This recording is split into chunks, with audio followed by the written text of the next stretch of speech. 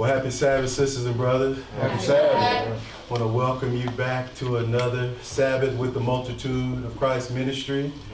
My name is Pastor Johnny, and today my readers will be Brother Thomas and Brother Michael. And the topic of our lesson today is Our History, Part 1. So I know a lot of classes and churches out there, or just the world recognizes this as Black History Month. So this is the Multitude of Christ Ministries' take on Black history, which is really our history. So I'm going to tell it according to what I've researched and what I've found to be true. And you can compare it to what is out there on the internet or what you know. Because history is truly what has been taught to you in school and in society, but that doesn't necessarily make it our true history. So this is Our History Part 1, Black, the Chosen People. Black, the Chosen People. So, sisters and brothers, let's go through this lesson, have an open mind to receive the information that is coming forth. And like I always say, and if I don't ever say it as much as I should, you should do your own research. Check the checker. Study to show yourself approved by taking the information I have and go out and do your own independent study to make sure that Pastor Johnny and the Multitude of Christ is coming from a genuine place. Amen? Amen. Let's get into the lesson. I got two readers. We got one brother coming from the scriptures and one brother coming from other resources and other books that we're going to use to bring this lesson together. A lot of information. I do my best to give my class all the information that I have, but with the time restraints that we are under, it's impossible. So this is my best attempt to give you our history in a 5-part series. So over the next 5 weeks, part 1 will be Black, the Chosen People. Then we'll go into the dispersed and scattered. Then we'll go, part 3 is the others who carried us away. Part 4 will be the hidden and the lost. And then part 5 will be the prophecy to redeem the chosen. So we're going to go through those 5 parts, and it's only going to get more in depth and increase more in your, you will have to do your independent study. You're going to have to go to the places I went through. And I'm going to try to cite the places as much as I can. The information is out there, but it's only within the last few decades that we are really reading to a level to even get a true story. Amen. But one thing we know is his story. Absolutely. Every colored person and every person in the United States or in the Americas knows his story, but it was told from his point of view. Not really what we know. And so one thing that I was thinking about when I was preparing this lesson is I've made statements in the past that I want to correct myself and say this. While your elder relatives are alive, you need to be talking to them about what they know about who you are. I know I made statements about the internet being here and they couldn't possibly have known what we know. But all we're finding out is what our elders have always known. But through history, we've lost it. Now we have to use the internet to find what truly the oldest of our elders already know, have already known. How many people right now are passing away that are over 100? Can you imagine what they know about 100 years ago? Wow. And think about 10 years ago, those 100-year-olds. 20 years ago, 40 years ago. All our ancestors had the information. Before we were reading, before the internet, before you had them big old reels in the library, it was passed down. From father to son, father to son. You sat up under your grandparents' house and they tell you stories. And they pass down information about who you were. That's if your family wasn't truly devastated and broken during slavery. But who is the eldest of your elders in your family? Do you have a relationship? And I challenge you that if you do, to don't go visiting, partying all the time when you have family reunions and funerals. You need to sit down and talk to your eldest of the eldest members about what they remember about who we are. Just something I wanted to lay on your heart. Let's get going into part one of our history. You'll see Black history on there, but that's just because that's what you understand. But I'm gonna truly try to show you your history that isn't being told to you, that's not gonna be in your history books. Because everybody now are talking about Frederick Douglass, Harriet Tubman, and a few people that they know that made some inventions. Our history is bigger than that. Absolutely. So let's get some definitions that I want to put in your mind and your heart.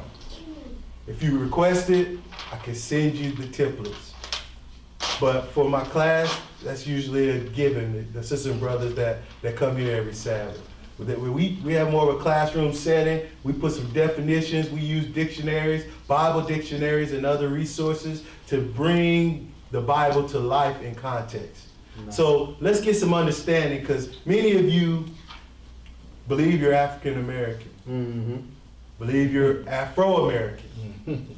You accept the word Black, which, how do you teach your baby the color scheme? She's looking at herself, you telling her that this is Black, but you're calling yourself Black. It don't add up. Some of our older elders, they still think they colored. Right. Right? Negro. What are you? What do you call yourself? Does the classifications that they ask on every application, does it really matter? Let's go through some definitions real quick to get a baseline before we start moving on and somebody will look at these lessons and be like, color doesn't matter. I'm gonna show you, not only does color matter, our colonizers and the oppressors have put these proverbs and bywords and titles upon us to hide the truth about who you are. So let's look at Webster's Dictionary of Black. You know, you go into dictionaries now, you got 5, 6 different meanings to a word. Right. Man, somebody trying to hide something. But definition in Webster's Dictionary, Black, a very dark color owing to the absence of a complete absorption of light, the opposite of white. Why did you need to add the opposite of white? If Black is is a dark color with the absence and absorption of light, how come you colored Black, you Negroes are the only one that can be outside? The absence of or complete absorption of light. We the only ones that can absorb light without getting cancer or without dying. Fact, isn't it? But you know there's multiple definitions, so if you keep going on, and then it says, of any human group having dark colored skin. Any human group or any race classified group of dark skin. They calling everybody dark Black. But we are not all the same people. Right. But if you can lump us all into one word, which is the absence or darkness of light or opposite of white, You're Black. you got confusion. Yeah. Everybody's accepting it over time because that's what history is teaching us. Yeah. But what you're really saying is, I'm of a human group of a dark colored skin. Some people say, Pastor Johnny, what's wrong with that? Okay. Especially of African or Australian Aboriginal ancestry. I want y'all to remember that. So the main human groups they associate black with, remember that word, aboriginal. We got 5 parts. Remember some of these words. African or Australian, aboriginal ancestry. And I would say to you, are any Australians left? Any pure ancestral aboriginal Australians left? African. Interesting word. Remember that. Then on the 3rd bullet point on the screen it says black is relating to black people. So, you know, you look on some application now, it'll say black or African American. Well, I thought black consisted of a human group of dark-skinned people from Africa. So why would you put African or black, Afro-American or Afro-American and black? What are you trying to say without saying? It's confusion, right? Let's keep going. So one thing I want you guys to do is on your home computers and on your phones, download the Etymology website. Etymology is the root of words. All words have meaning. There is no word in this Bible that doesn't have its own meaning, right? That doesn't mean somebody came along and added different definitions or meanings to one simple word. Truly our colonizers and those that got a hold of our book came and started changing meanings of words. But let's look at the etymology of the word black, meaning where that word came from. Because some of you think we've always been black since the beginning of time.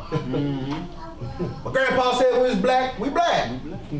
Well, you see Webster's dictionary talking about color without light, human group, black people. Well, let's look at the etymology of the word black. You see that spelling, if you can see the screen? B-L-A-E-C. Old English, black. Absolutely dark. Absorbing all light. Wait a minute, I thought it was the absence of light. But the etymology of it says absorbing all light. Don't we absorb all light? Aren't all colors in the spectrum? Black. The color or soot or coal, right? From Proto-Germanic blackes, burn. The word means burn, very dark. Old High German, blah, black. Swedish, blake, ink. Dutch, blacken, to burn, right? To burn, gleam, shine, flash. Source also of Greek, blaking, to burn. Latin, flagra, to blaze, to shine, flash, burn. This is something very black, but you can see, look at these, who is your colonizers? The English, German, Swedish, Dutch, Greek. So this word has been given its meaning by someone of a non-dark skin complexion. Right. It's a very new word given to someone that the Caucasians saw as darker than them. And you know that our color spectrum goes from very, very dark to very, very light. Even us 3 brothers are not the same brown complexion. Right. But they're saying absolutely dark, dark. Etymology. Let's keep going. Further, it says the same root produced in Old English black, bright, shining, glitter, pale. Well, wait a minute. Pale? Somebody's playing with words. Because Webster says it's the absence of light. We get into etymology, now we're talking about bright, shining, Pale. Hell, yeah. Aren't those some of the words used for the definition of the word white? How did they take them from the Old English and apply them in the Webster's Dictionary differently? Change. From 1600 years to 1800 years, the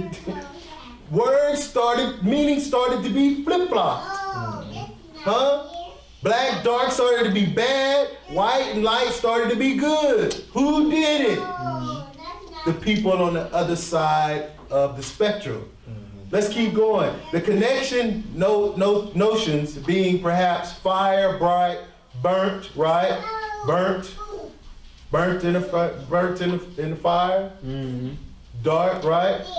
Burn, dark. Perhaps absence of color. Because then what they're saying is, when you burn, you don't see red, orange, yellow, green. It's just black, right? Right. There is nothing more variable than the significance of words designating color. Nothing more variable. Somebody playing with some words here. The usual Old English word for black was swart. You ever heard of the word swart? According to the Old English, right, it is often doubtful whether blake, meaning black, dark, or pale, colorless, wan, livid, used of dark-skinned people in the Old English. This word is derived from the English. Yeah. But you know, Europe, you got everybody there. Netherlands, Dutch, Scottish, Spanish, everybody's in Europe, right? So the word they used before black was swart. You just learned something. They called you swart before they called you black. So what is the word swart? Old English swart, black, dark, of night, clouds, figurative, wicked, infamous. Wicked. So when you say you're black, when you go deep into it, you're saying you're wicked. Infamous. Infamous. Infamously wicked. Dirty. Dirty. Dark. Black. Of skin color of persons from late 14th century, swartus. So from the 1300s on up, they was calling you dirty, dark, swart, wicked, swart. Here's another way they said it, swarthy. You read some books and you might see that word swarthy. They're talking about black people, colored people, but they're calling you wicked, infamous, dark colored, black, dirty, swarthy, dark colored, especially of skin.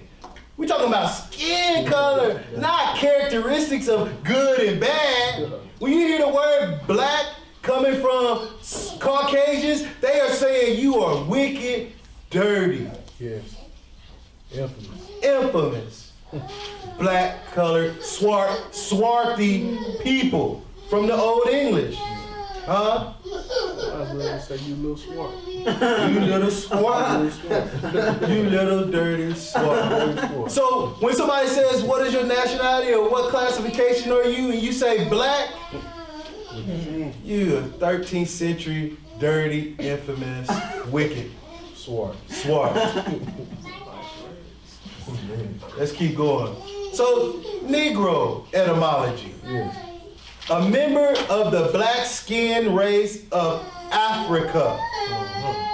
1550s. Yeah. What? 13th century, 14th, 15th century. So they either calling you swart, black, Negro, Spanish, right? Portuguese, Negro, black, from Latin, negrum, black, dark, sable, dusky. Dusky, dirty, dark, wicked, right? Figuratively, gloomy, You're unlucky. You're bad. You're wicked. When you say I'm a Negro, you saying I'm unlucky, bad, wicked, dusky. Huh? I'm a wicked member of the dark races. So that's even worse than swart. Huh? According to Devan of an unknown etymology, according to Watkins, perhaps from Newt Knight, right? So as an adjective from the 1590s, used with a capital N, became general early 20th century. That's in like 1994, in the 1900s, right? 1930 in New York Times style book, the N word Negro with a capital N became popular in reference to U.S. citizens of African descent. But because of its perceived association with white imposed attitudes and roles the word was ousted late 1960s. So they stopped using Negro in the 1960s. It came from the 1550s. By the 20th century, they stopped using the word Negro, right? Ousted late 60s in this sense by black. So the word black came back. Instead of putting Negro and everything, they put black. So now we're back to being, what is it? We're back to being burnt or fired. We're back to being, what do you call it, dirty, wicked. We're back to being wicked and dark again. Swart. We're back to being swart again from Negro. So then let's keep going. So then it says, Professor Booker T. Washington being politely interrogated as to whether Negroes ought to be called Negroes or members of the colored race, has replied that it has long been his known practice to write and speak of members of his race as Negroes. So not Negro, Negroes. So Booker T. Washington said it was okay for us to be called Negroes. Sound like he ain't had it right now. Wait a minute, he said it was okay for us to be called unlucky, bad, and wicked? He ain't know no better. He ain't know no better at all, right? Negroes, and when using the term Negro as a race designation to employ the capital N. Further meaning African American vernacular, the English language as spoken by U.S. blacks is from 1704, French nègre in the 16th century, borrowing from the Spanish negro, a Middle English word from Ethiopia, was blue man. So you either a blue man, you a Negro, you swart, or you black. Got a lot of names, man. It's a lot of different names. But it said, but what did it say? The variable, what did it say? Where was that at? It said something about the variation of colors. Let's see. There is nothing more variable than the significance of words designating colors of the colored people. I added that. There's gonna be a various amount of names for you colored. Swarthy, Negro, blue man. Little blue man. Little blue man. So look at this. Now you know Oxford English Dictionary, right? We're doing etymology, Old English. But you know Oxford English Dictionary, you can't even get it online without being a member of a library. Wow. Oxford English Dictionary, which you have to even be a member of a library to even become a member online. It says nigger, Niger, Negor, Negre, Negar in the Caribbean. A dark-skinned person of origin in early U.S. used usually with reference to American Indians. Usually offensive, but the word nigger was for American Indian. I'm going somewhere in this 5-part series. Yeah, man. Because don't you even say, your grandparents say, we got Indian in our family? Yeah. What they say? But you know, over the last 40 years, blacks have distanced themselves. Black power, I'm from Africa, but they calling you a nigger. They calling you Negro. Put the capital in. They call you Swart, Blue Man. They got a lot of names for you. Yeah. But that word nigger, especially in the Caribbean, Yeah. was for American Indians. You know what you colored people in the U.S. think when you hear the word American? Is that you're the only Americans. Right. As if South America doesn't even exist. Right. Central America, the Virgin Islands, Canada. You act like Canada is even a part of North America, but you act like there's something different. So what did the French call those Indians they saw when they went in Canada? Nigger. What did they call them when they came to North America? Nigger. Central America, nigger. South America. But they divided us with all of these names. I'm Brazilian. I'm Venezuelan. Huh? I'm black and I'm proud. I'm from North America. I'm a Canada Negro by way of Jamaica. Nigga. Same people. Same people. Divided by these variations of names given to the color spectrum. Yeah. You all dark. You all swart. They think you all wicked, unlucky, Right. Little blue man. little blue man.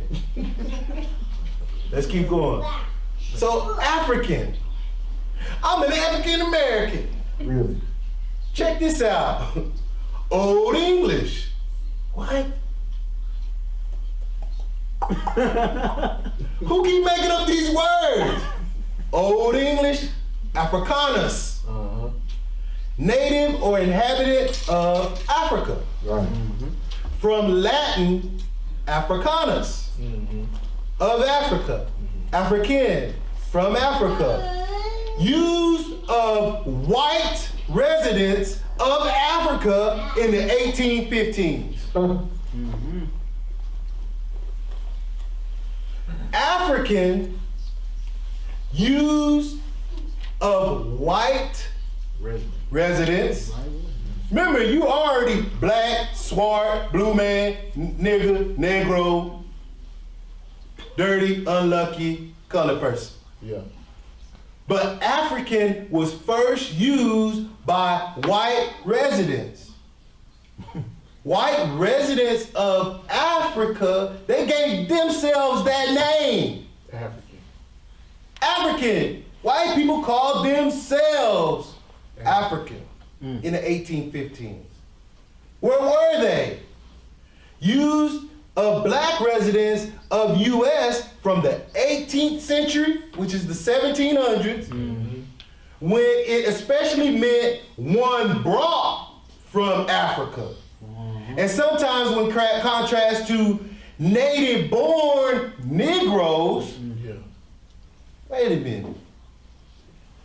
Native-born Negroes as an adjective by 1560s pertaining to Africa or Africans, from 1722 as of pertaining to Black Americans. So somebody dropped it from their definition and only attributed it to these black, colored, Negro, nigger, swart, blue men.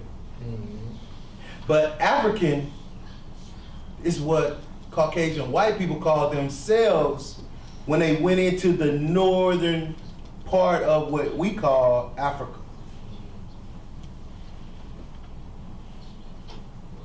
But you're an African American. So you don't even know where that word comes from. That's not who you are. That's his story for you. We don't gonna call ourselves African no more unless we're down in the Cape. Yeah. Because, you know, we're African Americans, but when a South African white person comes to America, they say, I am a real African American of Dutch descent. Yeah. So who's the African American? Right. But they trying to say one brought from Africa. Man, that definition is getting really broad. But you get back to the etymology of who used it, it was for white people. Right. When they came into the dark land. American, 1570s. That makes it the 16th century. Correct. One of the Aboriginal peoples discovered in the Western Hemisphere by Europeans. So you can only be American if you were discovered. You have to be discovered to be an American. Man. What? In the 1570s, the word American is one of Aboriginal peoples discovered in the Western Hemisphere by Europeans. That means Europeans came from the Eastern Hemisphere. Right. Who's the immigrant? Build a wall for who? Huh. Been a flip-flop. Rose. African ain't African no more, and American ain't American no more. Sound like American ain't never been American. From modern Latin Americanus, from America.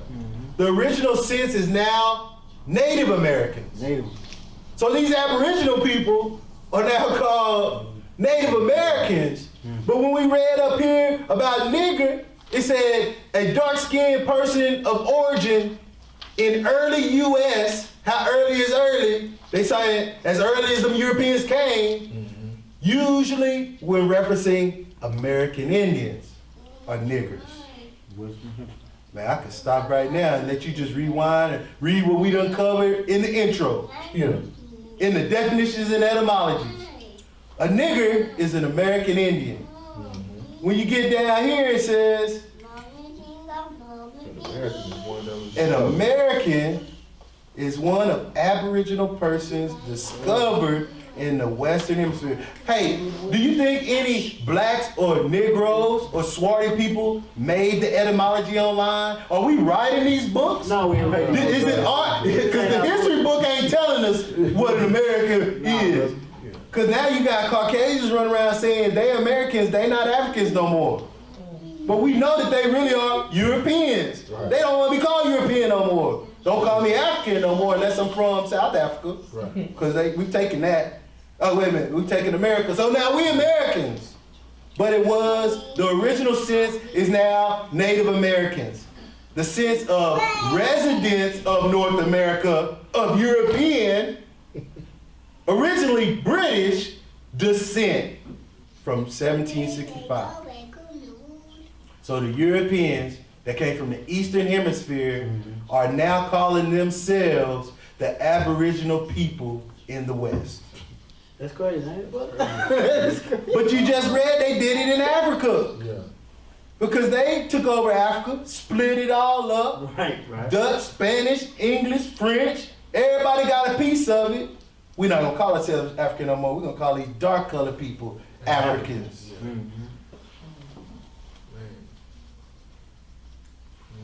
So are you black? Are you colored? Are you African American? You a nigger? You a Negro? Or are you Aboriginal people from either Africa or Australia? I don't even know where them dark people are down there. They're real bright down there. Yeah, man. It's a mix. Y'all remember I did that rabbit fence? Quadroon, octoroon. Europeans come and try to breed color out. But we know that these niggers, Negroes, swarty people were very, very dark. Race epidemic right there. Yeah. American, African, was white residents. Now it's one brought from Africa or the Negroes born. Let's keep going. American 1590s pertaining to the Western Hemisphere. So we know that this is a new place, that there were no Europeans on South America, Central America, North America, Canada. There was no Europeans Right. on this hemisphere No. until the 14th century. By their history. They see it. But when they came here, they found colored people, dark people, Right. that were aboriginals, but now they calling them Americans. Nigger, black. 1590s, pertaining to the Western Hemisphere and its aboriginal inhabitants. So the people the Europeans found, they call Americans. But that ain't who the people called themselves. Right. They didn't call themselves American. So proud to be an American, where at least I know I'm free. If you a colored, why are you singing that song? You ain't ever been free. Free. You ain't free now. You don't even know who you are. You know when you see a colored person get on there and say, I'm not African American, I'm not black, I'm an American. You know what they're saying without saying it? I'm aboriginal. Right.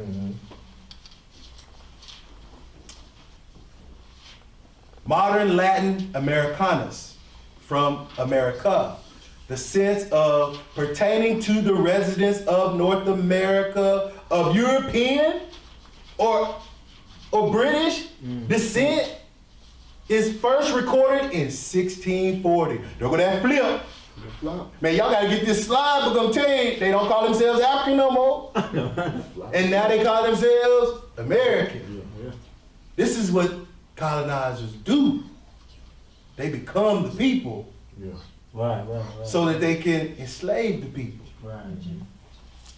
Wipe your identity away. Later, pertaining to all inhabitants of the United States. Not everybody's an American. Not everybody's an American. From whatever human group or race group you're from. But it started with the Aboriginals, the copper colored people, right? The 1828 Webster's Dictionary says the original Americans were the copper colored races found here by the Europeans. Now, the Europeans say they're American. Now everybody's American, whether you're from any part of Europe, Asia, India, everybody that comes can be an American. The French, Americain, Spanish, and Italian, Americano, German, Americanish, from American attested from 1838, the American beauty rose so-called from the 1886 American English as a sub-language attested as 1806. You know, so we didn't speak English. The Aboriginal inhabitants of the Western Hemisphere Americas, they did not speak English when the Europeans arrived. But we're going to get into it in this 5-part series because the English weren't the first people to arrive in the Americas. That's it. Uh-oh. Let's keep going with these definitions, etymology. So, did you know African American has an etymology? It has a origin. So, the Africans from, the Europeans from Africa, and I mean, I don't know, you call yourself a European and indigenous or aboriginal or, so African American got its own definition now.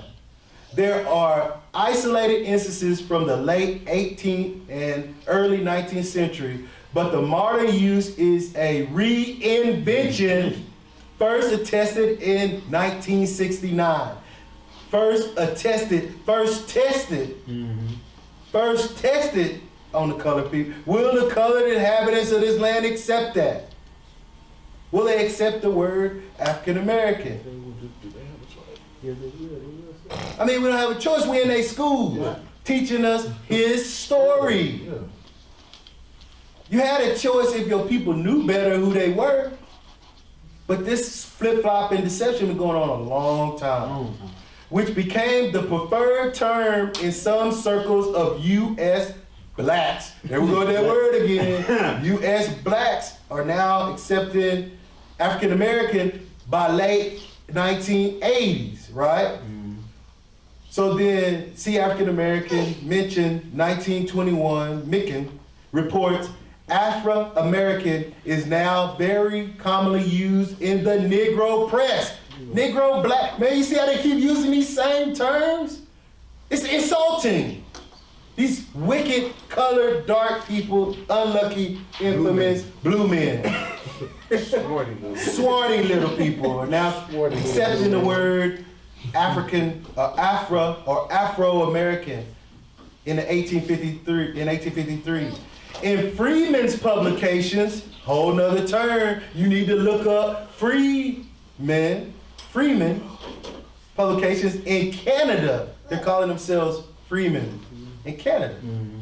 Africo-American, 1817 as a noun, 1826 as an adjective, was common in abolitionist and colonization society writings. Y'all thought you're just being insulting, Pastor Johnny. You are being very insulting to the European race. I'm not a colonizer. Right. I don't know no colored people to colonize, no abolitionists. Who do we know in your history books are the colonizers and abolitionists? What did they say when they came to America? We established the colonies, the 13 colonies. Colonizers. Africa, Australia, South America, wherever they was at, they colonized who? The colored people that was already there. And now when you go visit all these islands, you thinking it's all European. Because they got the colored people behind a wall. Keep on moving, before I get myself in trouble. So the people that were chosen, that's y'all definitions of etymology. Remember these terms, because as we move through these parts, you're going to see these terms used. Let's start in Deuteronomy chapter 7.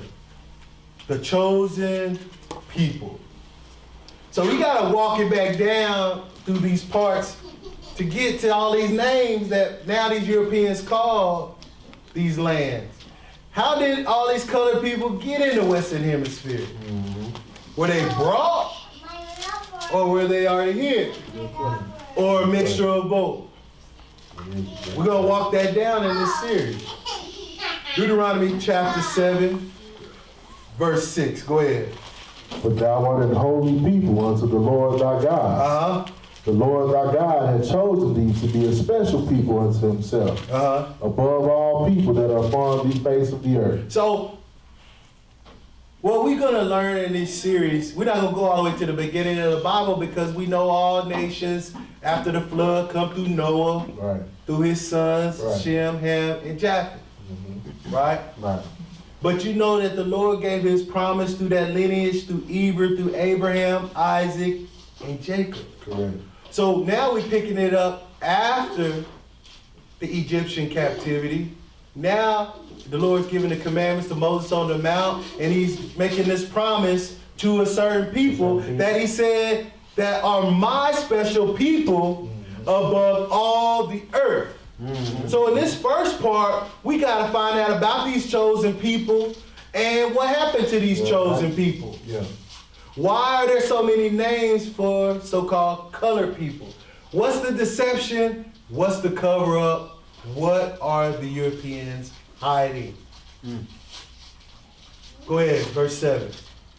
The Lord did not set his love upon you, nor choose you because you were more in number than many people. For you were the fewest of all people. So we know there's variations in the spectrum of colors, and we know that all black people and all colored people are not the same people. We're going to find that out also through this series. He chose a people, he loved a people, not because they were great in number. So many people talk about these Israelites or these people, when were they great? Where's the history? Where is the hieroglyphs and where is the writings about them? Somebody's hiding them. Somebody's now saying that they are Israel. Just like they said they're American. Just like they said they're African. They've been doing this throughout all of history. But this people was the fewest of all the nations Yeah. that he chose. Go ahead. But because the Lord loved you, Uh-huh. and because he would keep the oath which he has sworn unto your fathers, Yes. had the Lord brought you out with a mighty hand, Uh-huh. and redeemed you out of the house of bondmen, from the hand of Pharaoh, king of Egypt. So this people was not a great people in number, although we know that when he brought them out of Egypt, it was over 600,000 men, not even including the women and children. Yeah. So it was well over 1 million people brought out of Egypt. So out of that million some odd people, he's saying you were few compared to all the other nations that were already populating the earth at the time. I chose you because I loved you, not because you were anything special. Right. But I chose this people out of all people on the earth. So does he love everyone, or does he love the people that he chose? Say he loved the people he chose. Because he had a job for this people to do. Absolutely. He didn't just love them and choose them for just any particular reason. Right. It was a specific reason. Uh-huh. Let's go to Exodus chapter 19. Exodus chapter 19. Let's find out what that purpose of this chosen people that he loved, right? What was their purpose? Why did he love them? It's because he had a job for him. So as we put these parts together over this series, you're going to see how bad it got because we didn't do this job. Exodus 19, we're going to read 5 through 8. Go ahead. Now therefore, Uh-huh. if you would obey my voice indeed, Uh-huh. and keep my covenant, then you shall be a peculiar treasure unto me above all people. For all the earth is mine. All the earth is the most high power. Amen. But this people he loved and that he chose out of all the people on the earth, he said, you have to obey my covenant. Absolutely. Then you'll be a treasure unto me. You know what people do with treasure? They protect treasure. Absolutely. Yes, sir. Huh? Yes, sir. They fortify and make sure nobody can get their treasure. Amen. Absolutely. But if that fortification breaks down, now people are gonna steal, loot, right? They're gonna steal that treasure. Claim was not there. So he chose this people to be a peculiar treasure. Go ahead, verse 6. And ye shall be unto me a kingdom of priests. Oh, priests teach, sacrifices, Right. special, belonging to him. Uh-huh. You have a job, go ahead. And an holy nation. A holy nation. Holy. Set apart. If Holy nation. Yeah. From all the other nations on the earth. Go ahead. These are the words which thou shalt speak unto the children of Israel. Why does everybody want to be Israel? But there's some things we're gonna learn. Hey, a holy treasure. Who doesn't want to be a holy treasure? Man. The love of the Most High power. Yes, Who sir. doesn't? Yes, sir. But how can you be loved and be treasured, but you don't want to go through none of the things we're gonna learn this chosen people went through? Huh. You didn't go through it. Your human group. You're not called by a lot of names and bywords. Yeah. You didn't have the affliction upon you that this chosen people did because they were supposed to obey, right? Absolutely. So you want all the glory and you want to be that name, you want to be that people, but there's some things that happen to them that Right. just don't line up with everybody in the world. I want none of the smoke. Go ahead.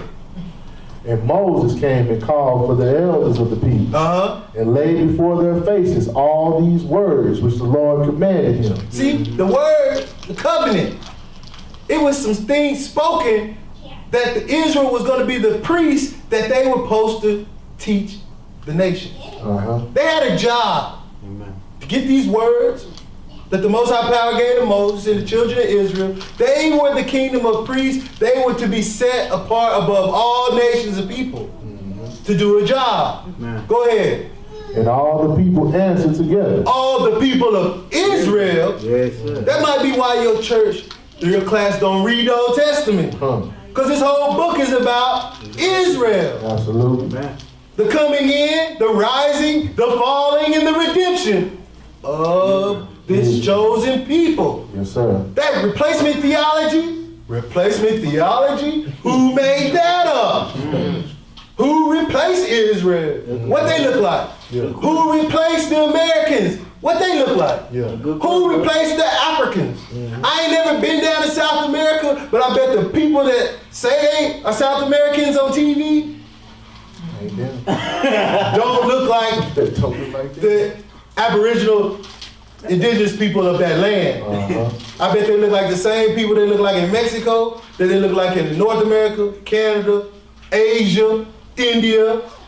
I mean, they get really white, bright. Replacement, replace the people. It's a different teaching, it's a different theology. Huh? But who wouldn't want to be the treasured people on earth? Right. The most loved of the most high power. Yes, Man. sir. The kingdom of priests upon the earth. But you look on TV now, you look on that teaching tomorrow morning, on Sunday morning, what do all those teachers look like? TBN, Yeah. Word Network, Gospel Channel, whatever other kind of channel they got out there. What they look like? And then when you get on the Swarthy Blue Man channel, Right. why are they teaching the same thing as the European teachers? That's a good question. I don't know. But Moses gathered all the people together and said what? And said, all that the Lord has spoken, we will do. Go ahead. And Moses returned the words of the people unto the Lord. You know what it means to make a bond, covenant, vow with the most high power? We break promises to each other Yeah. all the time. Right. Relentless. But this ain't a vow and a promise and an oath to just anybody and any being. This is the creator of all creators, Yahweh. When you said all that you said, we will do as a nation of people. We're going to see through this series part that this is a certain nation of people, right? That you could say, out of all colored people, this affliction is happening. Because I know colored and dark people that come to the United States and they are classified as white. This is a particular colored people that has a particular history. This is a particular chosen people that was given the covenant in the word, and they said, all that you say, we will do. Let's go to Deuteronomy chapter 10. So the Most High Power said, okay, well, I got one requirement of you. Amen. To be my chosen people, my kingdom of priests, my treasure. Deuteronomy 10, verse 12 through 13. Deuteronomy chapter 10, verse 12 through 13. What doth the Lord thy God require of thee? But to fear the Lord thy God, to walk in all his ways, Yeah. and to love him, and to serve the Lord thy God with all thy heart and with all thy soul. So when you see somebody that say, I'm chosen of God, we the people of God, now this replacement theology that's saying now all Christians, really all Europeans now are the people of God. See, they forgot this whole Hebrew history of these colored people. They forget that. They've been replaced. But you can't find that nowhere in this book. They've been replaced. Don't see it. But when you see somebody that say, I'm a child of God, do they fear him? Do they walk in his ways? You got to know his ways to walk in them. Exactly. To love him and to serve him with all thy heart and with all thy soul. Go ahead. To keep the commandments of the Lord. Wait a minute, how you say you the chosen people, but now you saying, man, that's the old book. We don't have to keep them commandments. Well, the love, the chosen, the kingdom of priests, the treasure of the Almighty Yah, they keep his commandments. Yes, sir. You want to be under that old curse? The law is not cursed. Breaking the law Yes, sir. could bring about death, though. Yeah.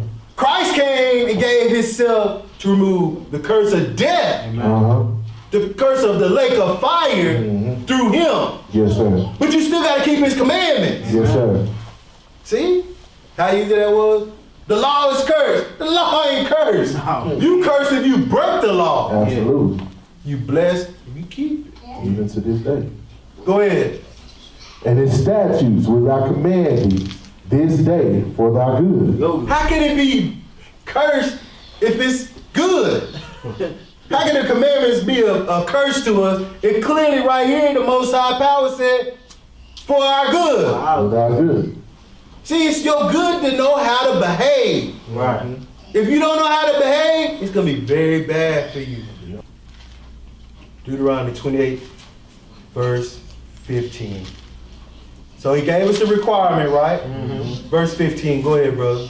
But it shall come to pass, if thou wilt not hearken unto the voice of the Lord thy God, All that you say we will do. Go ahead. to observe to do all his commandments and his statutes which I command thee this day, that all these curses shall come upon thee and overtake thee. So here's the curses for disobedience. Yes, sir. You're talking about these chosen people. What would be a curse upon them? Drop down to verse 41. Go ahead. What will happen to these people? So you chosen, you the children of the Most High God now. You followers of Christ, right? Or you're in Jerusalem saying you are Israelis, you are Jews. Go ahead, verse 41. Thou shalt beget sons and daughters, but thou shalt not enjoy them, for they shall go into captivity. To be a chosen people, your sons and daughters would have had to been taken from you. Yeah. We know through his story, and now that I'm telling you our story, you can put 2 and 2 together. Or 1 and 1, however you want to look at it. But a curse that was going to come upon these children of Israel was they were going to have sons and daughters, and those sons and daughters was going to go into captivity if they didn't hearken to do the commandments and the requirements that the Most High Yah said to do. Yes, sir. Let's keep going. Their sons and their daughters was going to go into captivity. These chosen people. These chosen people. Yeah. Because they the ones that said all that you say we will do. We the love, we the treasure, we the kingdom of priests. Right. We know what our job is, we gonna do it. Yeah. Okay? But if you don't, listen to me. How can this have been written by a European? This ain't happened to no European. It can profit them to keep this information in this book. No. That's why they are teaching you a replacement theology and a new Christian doctrine that doesn't include the Old Testament writings. Yeah. This is a new thing on earth. Just have faith. You don't have to have no knowledge. No knowledge, no wisdom, no understanding. Just believe. But I'm not going to tell you to believe in what? Just believe in this Jesus that I'm showing you. Even though the Bible say, make no images. Anything in the heaven, on the earth, under the earth. But believe in that image that I'm going to put in every house of you swarthy, blue, Negro, colored people. Because Europeans already know what the gig is. Dirty blue man. Let's go back up to verse 32. What else is going to happen to this chosen people if they didn't obey? Go ahead. Thy sons and thy daughters shall be given unto another people. What? Another what? Another people. But wasn't the chosen people loved and picked out of all the nations on the earth? So why does everybody want to be the chosen people when this horrible thing was going to happen to the chosen people? They don't want the curse. They don't want the curses, but I want the blessings. I want the blessings, but not the curses. No smoke. I don't want no smoke. That's why they'll give you a whole nother theology. Their sons and daughters was going to go into captivity to another people. Other people. So when you go and look over in Jerusalem, or when you look at Rome, or you look at the European church in England, when is any of those people gone into captivity unto another people? Go ahead. And thine eyes shall look. And cry for their babies. I see them leaving. Can you imagine not being able to get your child and someone is taking them right in front of your eyes? Man. Go ahead. And fell with longing for them all the day long. Go ahead. And there shall be no might in thine hand. When have the Europeans never had the power to take back their sons and daughters out of captivity? Because the way history goes, we're the ones whose sons and daughters was taken on the auction block and taken away Right in front of you. by another nation of people. Go ahead. The Lord shall bring thee, and thy king which thou shalt set over thee, unto a nation which neither thou nor thy fathers have known. Wait a minute. When has European sons and daughters been taken to another nation neither their fathers have known? Go ahead. And there shalt thou serve other gods, wood and stone. Wait a minute. Our sons and daughters was taken into captivity. We the ones that was given the wood cross or the cobblestone. We was given those fake gods to worship. Who gave us those gods? The Europeans. So how can it be their sons and daughters? How could this be their book? How could they be the chosen people? They're the ones making up nigger, black, swarthy, American, Africa. They made all the names we know today. Yeah. They're calling these colored people by bywords and proverbs. They the ones that came into Africa and took those sons and daughters away, took the kings away. Yeah. They come in, trading, we want to do business with you, and then they snatch the people. Yeah. Take them to far off lands. Ain't that history? That history. That's our story, right? Yeah. We got on these boats, so they tell us, and they brought us here to the Western Hemisphere. But wait a minute, didn't they say they found people in the Western Hemisphere? Yeah. That's what aboriginal. That's what they said. That's what they said. So why would you bring millions of people to the Western Hemisphere when you found millions? Wouldn't you be outnumbered? You would be, wouldn't you? Would be. I don't know, let's keep going. Go up to verse 49. What else gonna happen to these chosen people? We done found some things that ain't adding up, right? Yeah. This is a white man book. White man wrote this book. Why would he leave this in It here? don't make sense, Why bro. didn't you take this part out? One day he knew we were gonna read, Yeah. as much as they tried to keep us from reading. One day we were gonna read, because we read before we stopped reading. Right. All it took was us to get on a plantation with somebody that could read, and he teach everybody else to read. Right. You don't really mean you don't know how to read. Where you from? I'm from such and such and such and such. Man. Wait a minute. My grandparents were from Jamaica. I grew up in Virginia. Now I'm back in Jamaica. Y'all can't read? They just moving colored people from here to there and everywhere. Once they came looking for gold and riches. Wait a minute, but we were the treasure. What is? Verse 49. The Lord shall bring the nation against thee. Wait a minute, you mean like the nation that came and took our sons and daughters? He gonna bring a nation? Go ahead. From far and from the end of the earth, as swift as the eagle flies. A nation whose tongue thou shalt not understand. From far. Swift as an eagle flies. That's a whole nother lesson, but whose symbol and what nation's symbol is the eagle? A tongue, right? You guys speaking in tongue, glossolalia, but clearly here he's talking about tongue, another language. Get out of them spooky churches. Another tongue that we didn't understand. Go ahead. A nation of fierce countenance. Oh, now they replacement theology and God is all love. How did you get in the position you in? From a fierce countenance. Yeah. You didn't care about woman, child, or the elderly. No. You came and took and conquered, then said you were the people that you conquered. Go ahead. We shall not regard the person of the old, You didn't care about our elderly. Go ahead. nor show favor to the young. You didn't care about the woman that had child or the one that was nursing. You stripped the child from the mother, banged their heads against the rock, fed them to alligators. Your history book. Yeah. Why would we write that about ourselves? This is prophecy about what was going to happen to this chosen people. So you got these nations out here that want to be that treasure, but they don't want to. They don't want to think about those curses.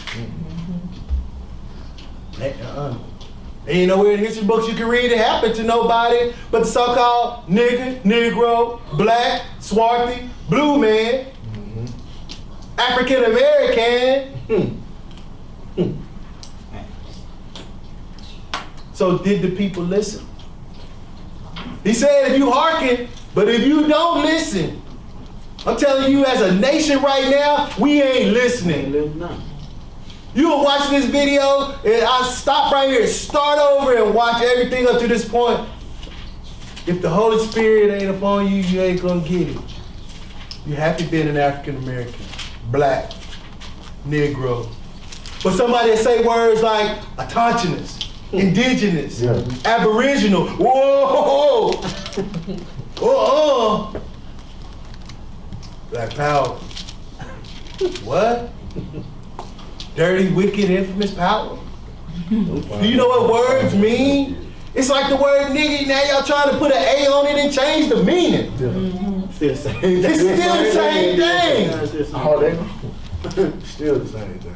Did the chosen people listen? Did the chosen people listen? Judges chapter 2. So we done got out of the 5 books, right? Yes, sir. Did the people listen? The chosen, the loved, set apart out of all the nations of the earth. Wow. Teach that, my brother. Did they listen? Judges chapter 2, verse 20 to 23. Go ahead.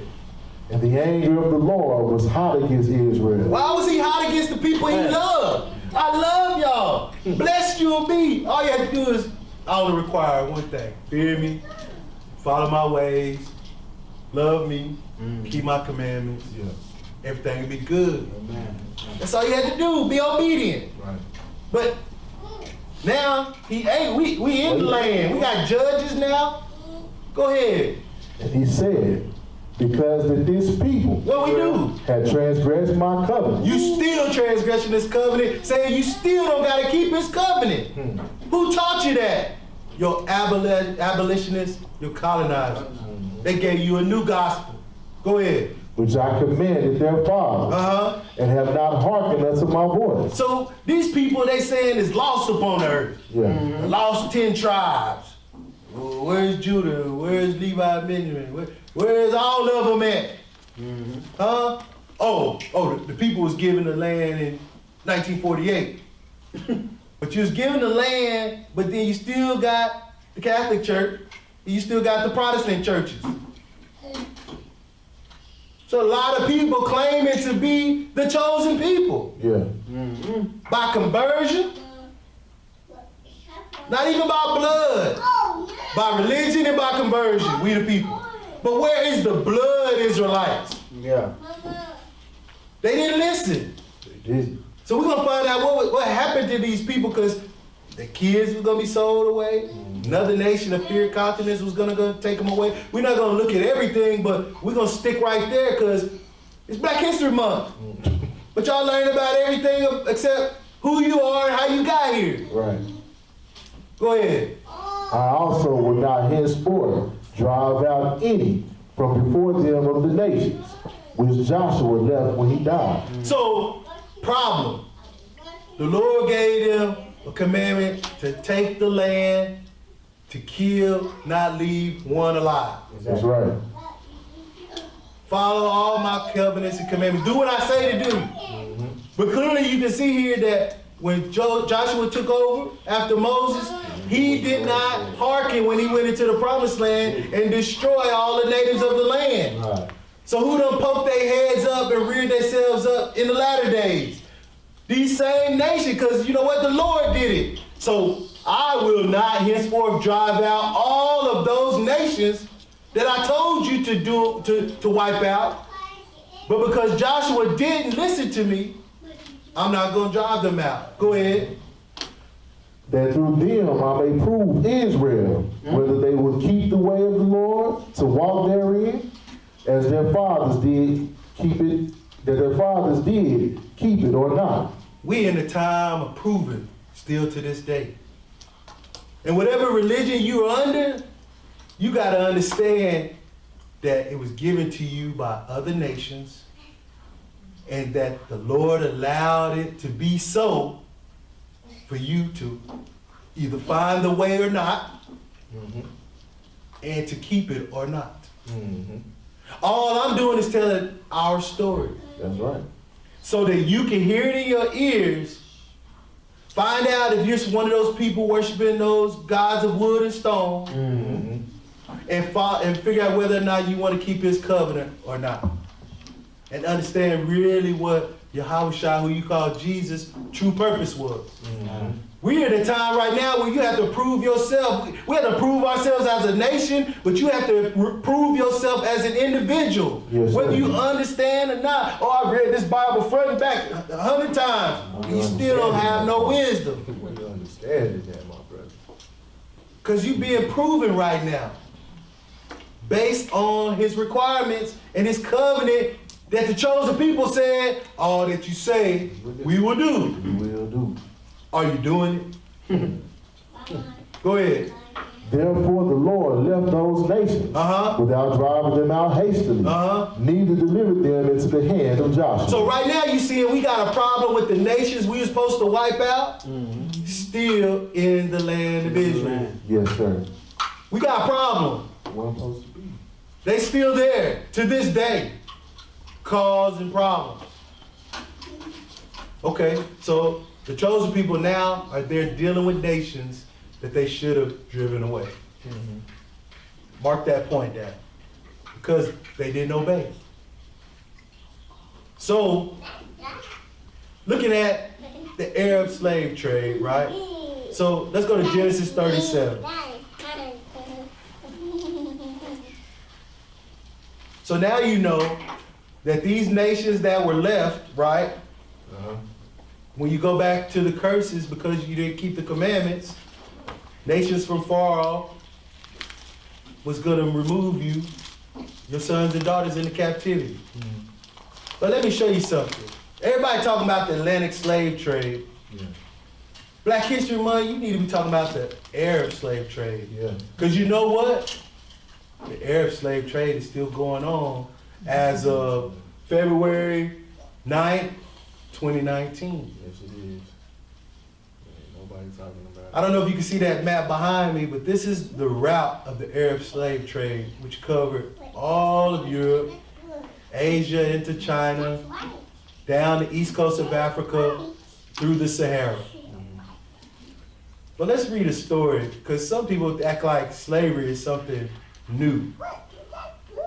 Like when the European colonists came in, like they didn't have no examples of what to do with these chosen people. Huh? Let's go to Genesis 37. Genesis 37. You good? I can let Tommy read it a bit. Good, my brother. Genesis 37. Start at verse 17 down to 28. Let's read a story. Let me show you something. Let's find out about who are the slavers of the earth and who set the example for the Europeans and the so-called Africans. Verse 17, go ahead. And the man said, They are departed hence, for I heard them say, Let us go to Dan.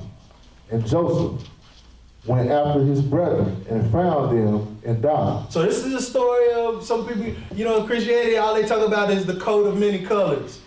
And how Joseph's brothers sold him into slavery.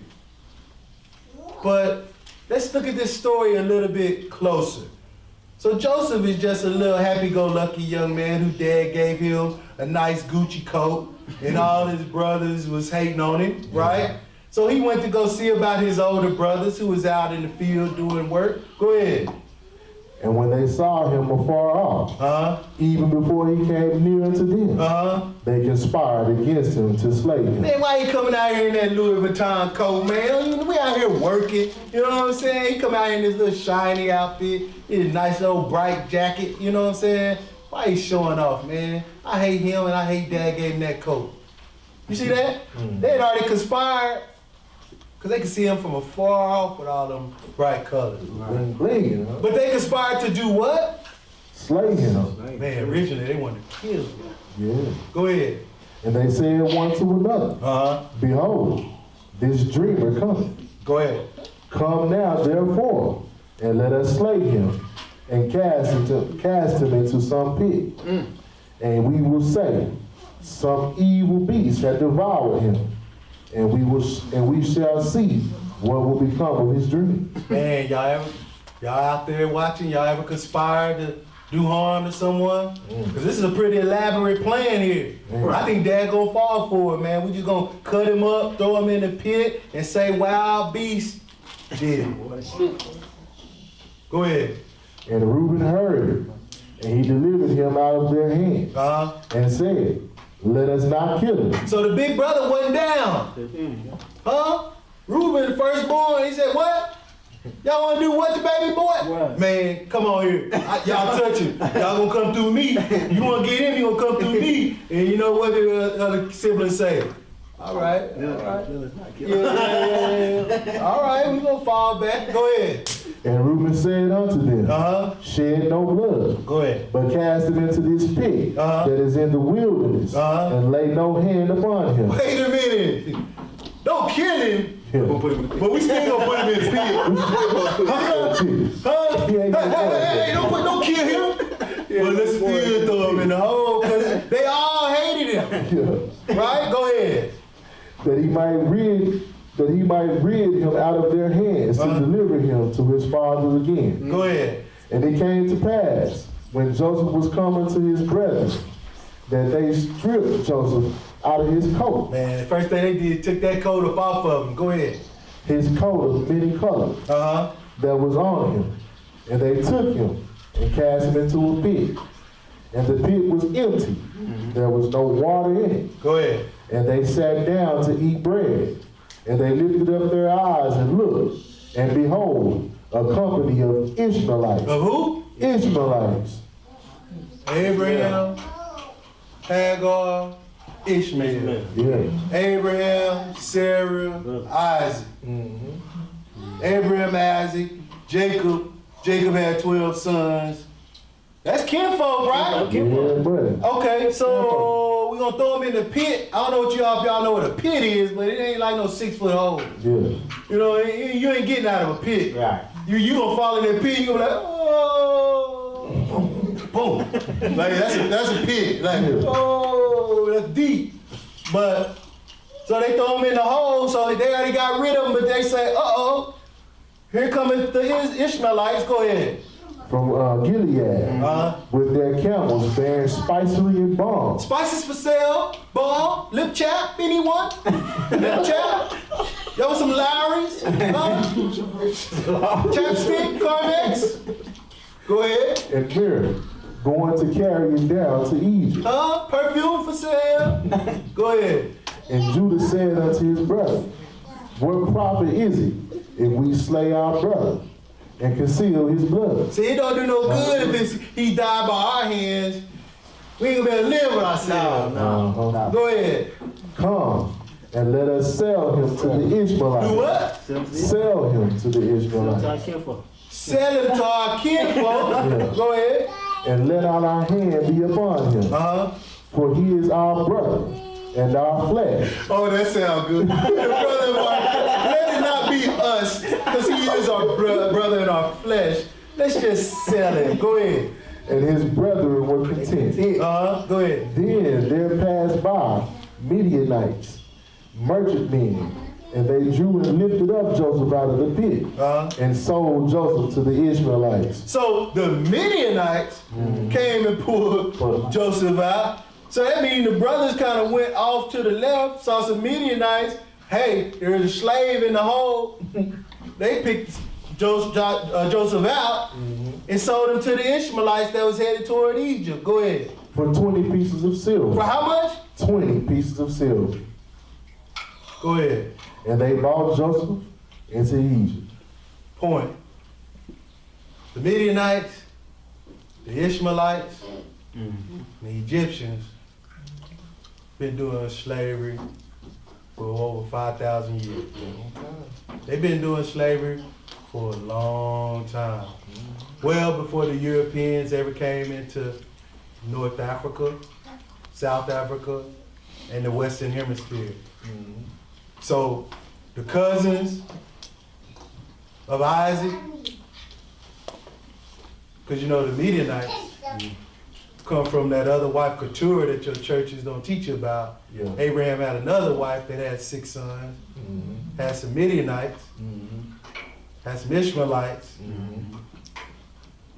Isaac had twins, then he had some Edomites, and they all in the same region in cahoots. Yeah. Doing what? Buying and selling them chosen people. Yep. We're gonna see it. Let's go to Psalms 83. See, I went back just so you could come and see that this has always been going on in that land. Slavery was always popular in that Middle Eastern part of the world. Psalms 83. So let's move up into the future till about 2000 BC, you know, around the time of King David, right? Let's see what was going on in the Psalms. Go ahead, verse 1. Keep not thou silence. We had Psalms 83, verse 1. Go ahead. Keep not thou silence, O God. Hold not thy peace, and be not still, O God. For lo, thine enemies make the tumult. Wait a minute, whose enemies? Thine enemies. He's saying the Most High power got enemies.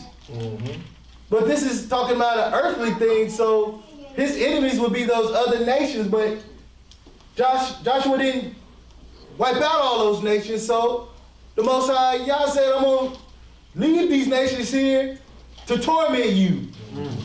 So these nations that he left, let's see what these nations conspired to do, because the chosen people didn't hearken. Now listen, these people of the Middle East been doing slavery a long time, even at the time of Joseph. Right. So that means they were doing it long before that, right? So we just go back to tell a story, so when we come up in the future, we see what happened at Judges, right? The Most High said, y'all have transgressed against me, right? So now here go the curses, but let's look at the curses immediate. Go ahead. For lo, thine enemies make a tumult. Against God, against his people, go ahead. And they that hate thee have lifted up their head. Why would these people hate him? Because Joshua and the children of Israel were supposed to wipe all these people out. Go ahead. They have taken crafty counsel against thy people. And consulted against thy hidden ones. Okay, let's slow down. Let's look at some definitions here. So the nations we're gonna look at is this confederation right up in here. Northern Egypt, Northern Saudi Arabia, Jordan, Western Iraq, Southern Syria. That's where all of these places are that we supposed to read about. Yeah.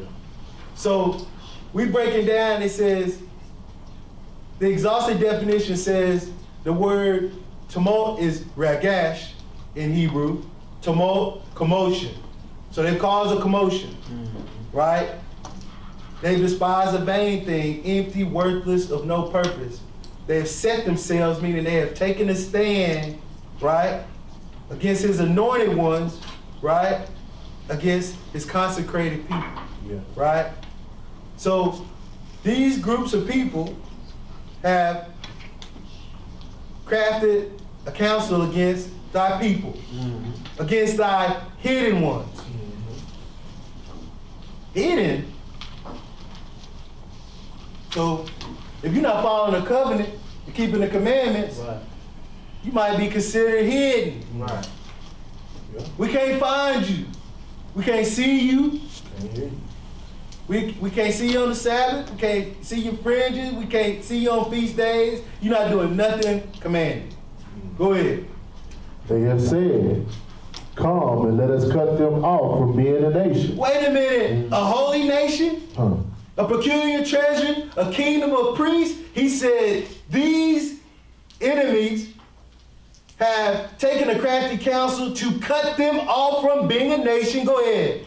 That the name of Israel may be no more in remembrance. So at this time, the name of the chosen children was not to be known ever again. Right. Let's cut them off from being this holy nation, that they may be no more in remembrance. Go ahead. For they have consulted together with one consent.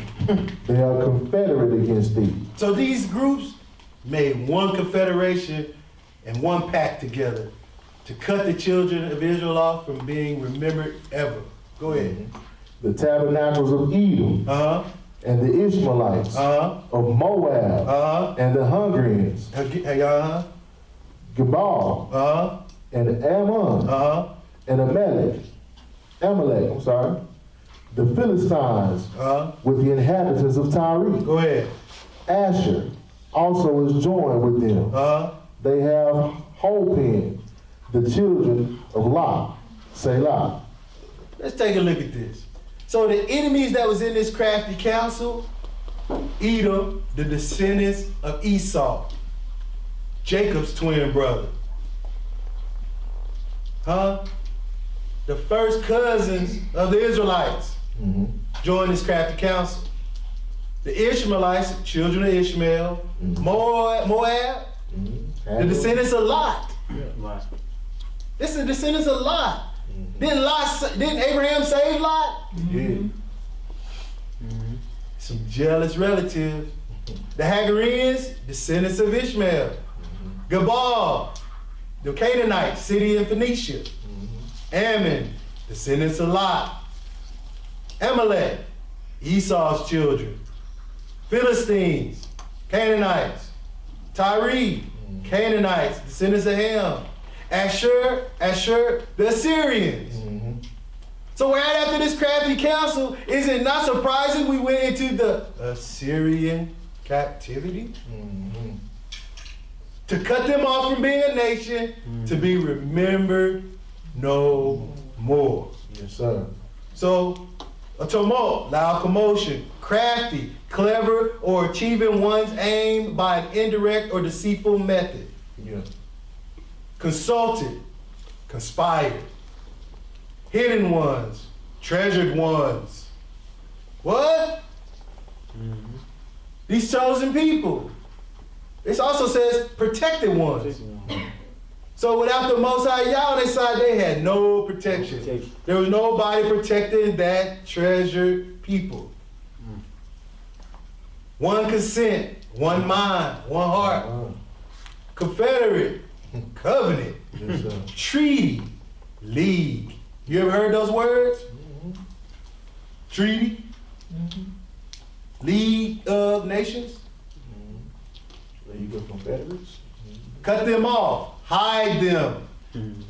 So the lost tribes, the children of Israel, are somewhere today. Yes, sir. There's just been constant confederations and leagues and treaties to hide them. Yes, sir. So they will be in no more remembrance, to never again come into their power, to never again be the kingdom of priests, peculiar treasure, and the love of the Most High Yah. Yes, sir. This has been a conspiracy for thousands of years, right? No more remembrance come to mind, come to remember. Nobody thinks of Israel and children of Israel, Jacob, huh? Christianity don't teach it. Judaism? What about the other religions? Islam? Maybe? So, let's go to Matthew 24. So we know that from that conspiracy, we went into constant captivity. Assyrians, then the Babylonians, then the Medo-Persians, then the Greeks, then the Romans, Portuguese, Spanish, French, Dutch, English. It ain't never stopped. Hey, sell me. Who them slaves y'all? Who that y'all transport? Oh, that's those hidden ones. That's those blue men. That's those swarty niggers. Huh? The unlucky, dirty, wicked people. Right. Is it a lie? We turned against our God. We disobeyed. Wicked. So when they heard the story, the Europeans said, man, they wicked. Well, it was wicked, man. Dirty. Let's call them blacks. Swarts. Bunch of dark blue men. Let's go get them. Let's go get them. And who did the Most High say he was gonna bring those nations to get the chosen people if you did not hearken? Ain't that what we read earlier? Somebody had to do it, brother. Somebody had to do it. Somebody had to do. You think Pharaoh wanted to lose his firstborn? You think he wanted to almost lose his whole nation to all those plagues? He was chosen. That was his calling. To be a rock, stone, hard-headed leader. Thought he was God and didn't want to listen to the one true power. You made an example out of it. So these Europeans now are in control, but do you know why you're in control? It's because the Most High, Yah allowed it. Amen. Because his children who have been hidden and are still being hid purposely disobeyed. They disobeyed. Matthew 24. So he left nations there to afflict the chosen people. Right. But then he also said, I'm going to send nations with an unknown tongue from afar. To do what? Take your sons and daughters into captivity to the ends of the earth. But let's see what it says in the New Testament. Matthew 24, verse 9. Go ahead. Then shall they deliver you up to be afflicted, and shall kill you, and ye shall be hated of all nations. Wait a for minute. my- What color is that in your Bible? It's in red. So this is the Messiah talking. Yes, sir. So the they will be his people. Go ahead. Ye shall be hated of all nations for my name's sake. So how you the chosen people and nobody hates you? You run around Christian, I'm Christian, I have faith and I believe, I'm saved, Holy Ghost filled, baptized. No one hates you? Now your Messiah is saying right now, you're gonna be hated by all nations. I'm talking to my Negro, black, swarty people. Do you not know that those people that say they love you, hate you? Hate you. And then there's a conspiracy to hide you, Right. against you, in your face. Replacement theology is taking your religion, flipped it over, put them at the top, and now they are ruling you Exactly. through your own book. Here your Messiah saying, in the latter days, there's a they. Yeah. We just read in Psalms 83, there is an enemy of the people, and there's an enemy of Yah. Yes, absolutely. And they named them. They named them So all of a sudden we get into the New Testament scriptures, and you Christians say, we don't have no enemies. God loves everybody. What? Told you that. Who is saying that? Colonizers and they good old shuck and jive slaves. Because that's a doctrine taught by your colonizers. Absolutely.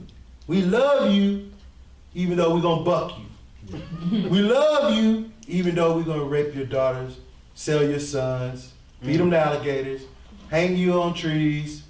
We love you. Let's not talk about the old. Let's look forward. Yeah. What?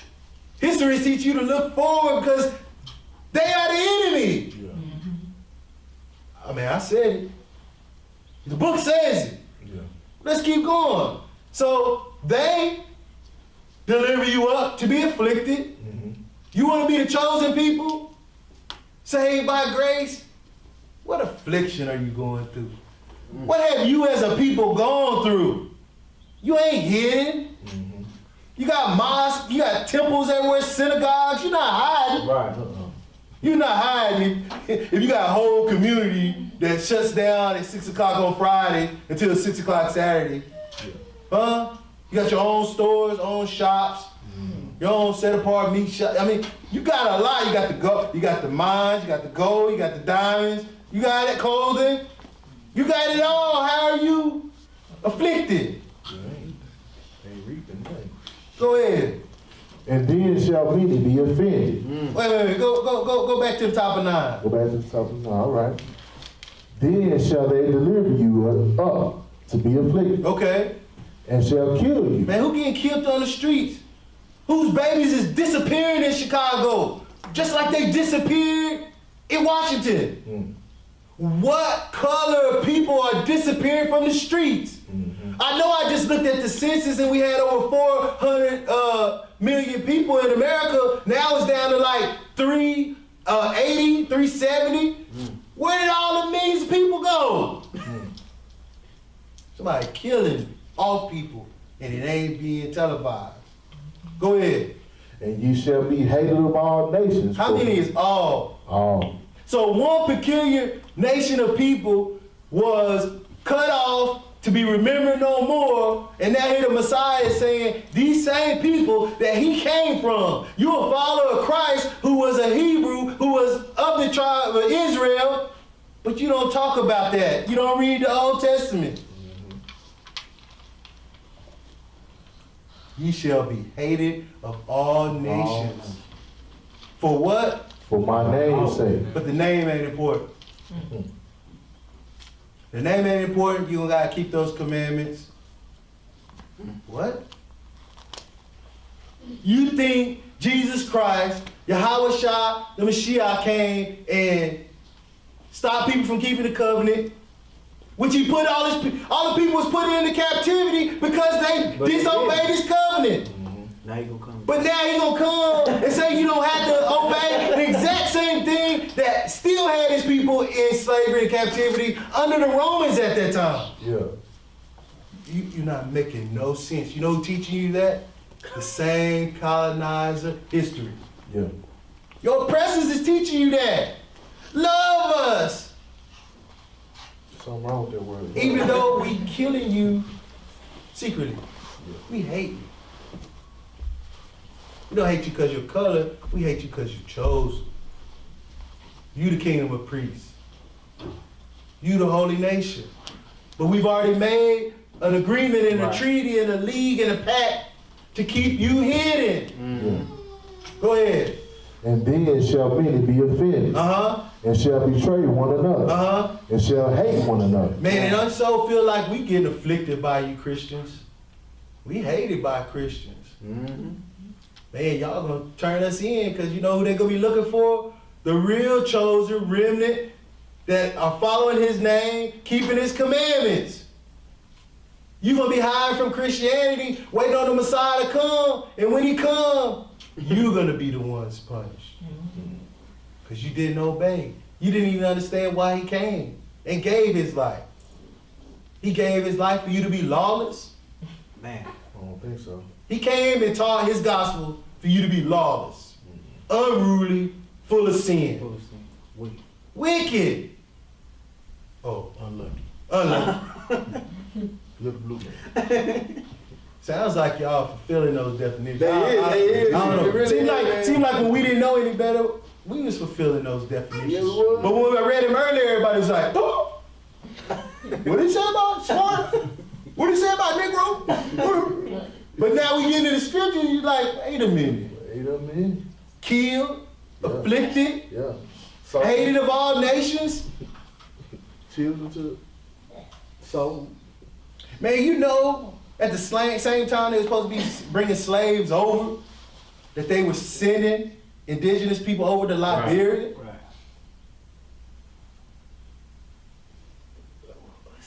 What sense did it make for them to be sending slaves all over the world, but then sending some back to Africa? So-called Africa. All nations. So when the Europeans started going around Africa looking for people, the so-called Africans that was there was like, we know somebody. They say they are descendants of those who have always been in captivity. Take them. Huh? We got to get it. Because it ain't that unlikely to think that non-relatives would not sell us away because Joseph's brothers did it to him. Right. I'm saying all nations is in on it. The scriptures say we're going to be in the four corners to the ends of the earth.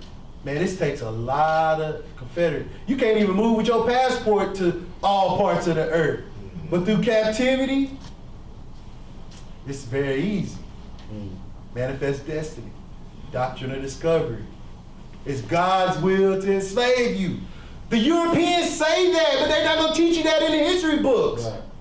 It was their destiny to stand at the corner of Arkansas, fire gun, boom, and ride in their wagons across Oklahoma and kill all the natives that they had just gave Oklahoma to in the Trail of Tears and moved all of the indigenous people to Oklahoma. Then all the Europeans stood at the edge and went through their wagons, killed and put markers and said, this is my city, this is my town, this is my piece of land. Yeah. They said it was my destiny. God ordained it. Did you know that? Man. Boom and soon. Hawkeyes. Where did all these names come from? Jayhawkers. Who was in these lands? Did you know where the 13 colonies stayed? They stayed east of the Mississippi. Right. You know who was west? Millions of Aboriginal indigenous colored people. What happened? Killed, afflicted, hated of all nations. Somebody was the hand of God enacting this. So our captivity, I said it earlier, right? Syria, wasn't Syria part of that first league? Right. They said, hey, we'll take them. Huh? Syria, Egyptian, Philistine, Midianites, Babylonian, Medo-Persian, Greek, Roman, Arab, Portuguese, Spanish, French, English, Dutch. I know a lot of my European brothers and sisters listening and they like, man, come on. I'm not being racist, man. It's your history. It's blatantly broadcasted. Yeah. It's in all the historians' books. Bragging and talking about what they did. You can't cover up that much information. Right. It's just everybody was talking about these colored people that have been subjugated all throughout the world. Let's go into Joel 3 and 6. So the league was just in that part of Jerusalem, Middle East at the time, so-called Middle East. That's just Northeast Africa. I don't even think they called it Africa. It was Northeast Ham. Northeast Ethiopia. Huh? Because the Europeans brought that word Africa. Right? Right. So it was colored land. But what is Joel 3:6? So Assyria, right? Mm-hmm. Then we went into Babylonian, Medo-Persian. So this league had already been moving all these slaves around. You see the map? Let's go back to the map. So here's where they formed this league. So as soon as the Europeans start coming down, right, they already see that these people are already hiding and enslaving the chosen people, right? Moving them throughout their footprint, right? So Joel 3 and 6. So here come the Europeans with Alexander the Great, Alexander the Greek. Huh? Let's see what it says, Joel 3 and 6. Go ahead. The children also of Judah Uh-huh. and the children of Jerusalem Make up Israel. Go ahead. have you sold unto the Grecians. What? It's in the Bible. That's why they don't want you to read the so-called Old Testament. So the children of Judah and Jerusalem, which makes up Israel, now the league sold them to these Europeans, to the Grecians. Go ahead. That ye might remove them far from the border. Whoa, what did Deuteronomy say? Hey, what you say? The Lord was going to bring a nation from far to take your sons and daughters far from the border of Israel. Yeah. But these people were already afflicting Israel. Yeah. They were already selling them. So when the Greeks got into power, they just kept the business going. Yeah. They just kept the business going. Now let's look at the footprint of the Greeks. Man, that's all the way past Persia, into Iran, Iraq, into East India. They went all the way up into Spain and all the way down into Egypt. That was Alexander's whole footprint. When he died, it just went into the hands of his 4 generals. Right. So in that footprint, Israel is all being sold in all of those lands. But the Greek, Italy, Rome, wait a minute. Greece is separate from Italy. But the Romans took over. So when you look at the map, you got Jerusalem, then you got a peninsula, Greece, and then right behind them is the Romans, and then you get into Spain. So the Greeks came first, then the Romans, then the Portuguese, Spanish, and everybody else north of them followed suit. Trickle down. But here in the scriptures, in the holy scriptures, we already knew the Africans, the Canaanites, the Ishmaelites, the Edomites, everybody was already into the slave trade, right? Yeah. So let's go into the Apocrypha. I'm gonna show y'all something. Man, read the big one. I'm gonna show y'all something. Y'all, everybody that got this Apocrypha, this is not the complete Apocrypha. They even hid information that I'm about to read to you. They even took out chapters out of the Apocrypha. You boys think they slick. They want to hide all remnants and memory of the chosen ones. So we're going into 2nd Ezra chapter 10, and we're going to read verses 22 to 23. 2nd Ezra 10, 22 to 23. Go ahead when you get it.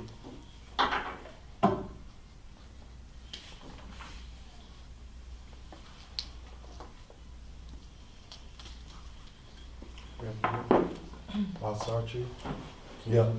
Go ahead. Our heart has been laid low. Our song has been silenced, and our rejoicing has been ended. The light of our lampstand has been put out. The ark of our covenant has been plugged. Our holy things have been polluted, and the name by which we are called has been almost profaned. Our children have suffered abuse. Our priests have been burned to death. What? That's it. Our Our priests, children have been what? our children have been suffered abuse, And our priests what? have been burned to death. Go ahead. Our Levites have gone into exile. This book says they have gone into captivity. Here it says They've gone into exile. exile. Wordplay. Go ahead. Our virgins have been defiled, They're raping all our Israelite virgins. Go ahead. and our wives have been ravished. And they raping all the wives and the virgins. Go ahead. Our righteous men Uh-huh. have been carried off. Carried out. Captivity.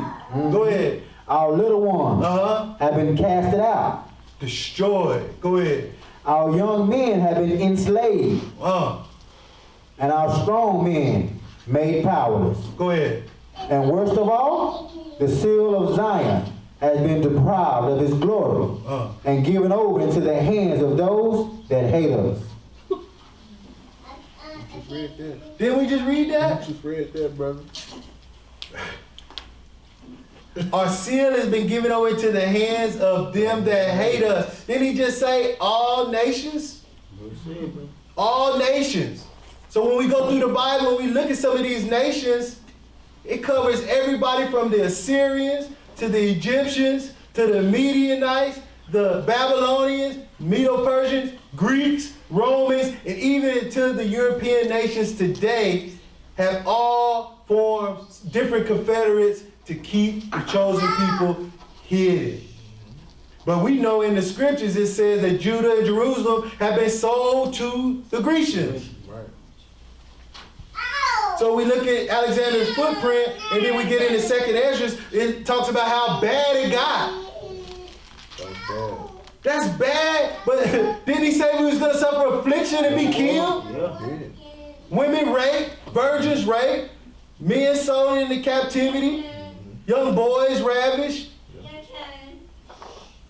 Scripture said those that hate him. By those who hate us. So all of a sudden through the so-called Old Testament scriptures, then through the Apocryphas, there's clearly enemies called heathens, Gentiles, Europeans. And then by the time we get into Matthew and Revelations, we don't got no more enemies. Love your enemies. Do good to those that spitefully rape your wife, sodomize your sons, shoot your men down in the streets, redline you and keep you in impoverished ghettos.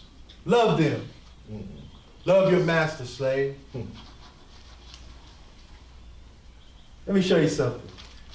3 Maccabees chapter 4, verse 7. Go ahead. In bonds and in public view, they were violently dragged along as far as the place of embarkation. Their husbands in the prime of youth, their necks encircled with ropes. Stop. Remember what we just read in Ezra, what happened to the women and the men and the children, right? Now we're in 3 Maccabees and they're giving an account of the children of Israel being boarded on ships. Go ahead. Their necks encircled with ropes. The neck's got a rope on it. Go ahead. Instead of garlands. Instead of garlands, go ahead. Spent the remaining days of their marriage festival in lamentation. So all the men, and at the top, you had start at 7? Yes, I did. So you start at 7, it was saying that the married women were separated from their husbands, right? And they was captured and entwined, and down as we go into verse 10, it says the men had ropes tied around their neck and they was tied to the boat. Go ahead. Instead of good cheer and youthful revelry, seeing death immediately before them, they were brought on board like wild animals. So the children of Israel were brought on board like wild animals. Go ahead. Driven under the constraint of iron bonds. Some were fastened by the neck to the benches of the boats. So they tied by the neck to the seats of the boat. I look like a wild animal. Like wild animals. Go ahead.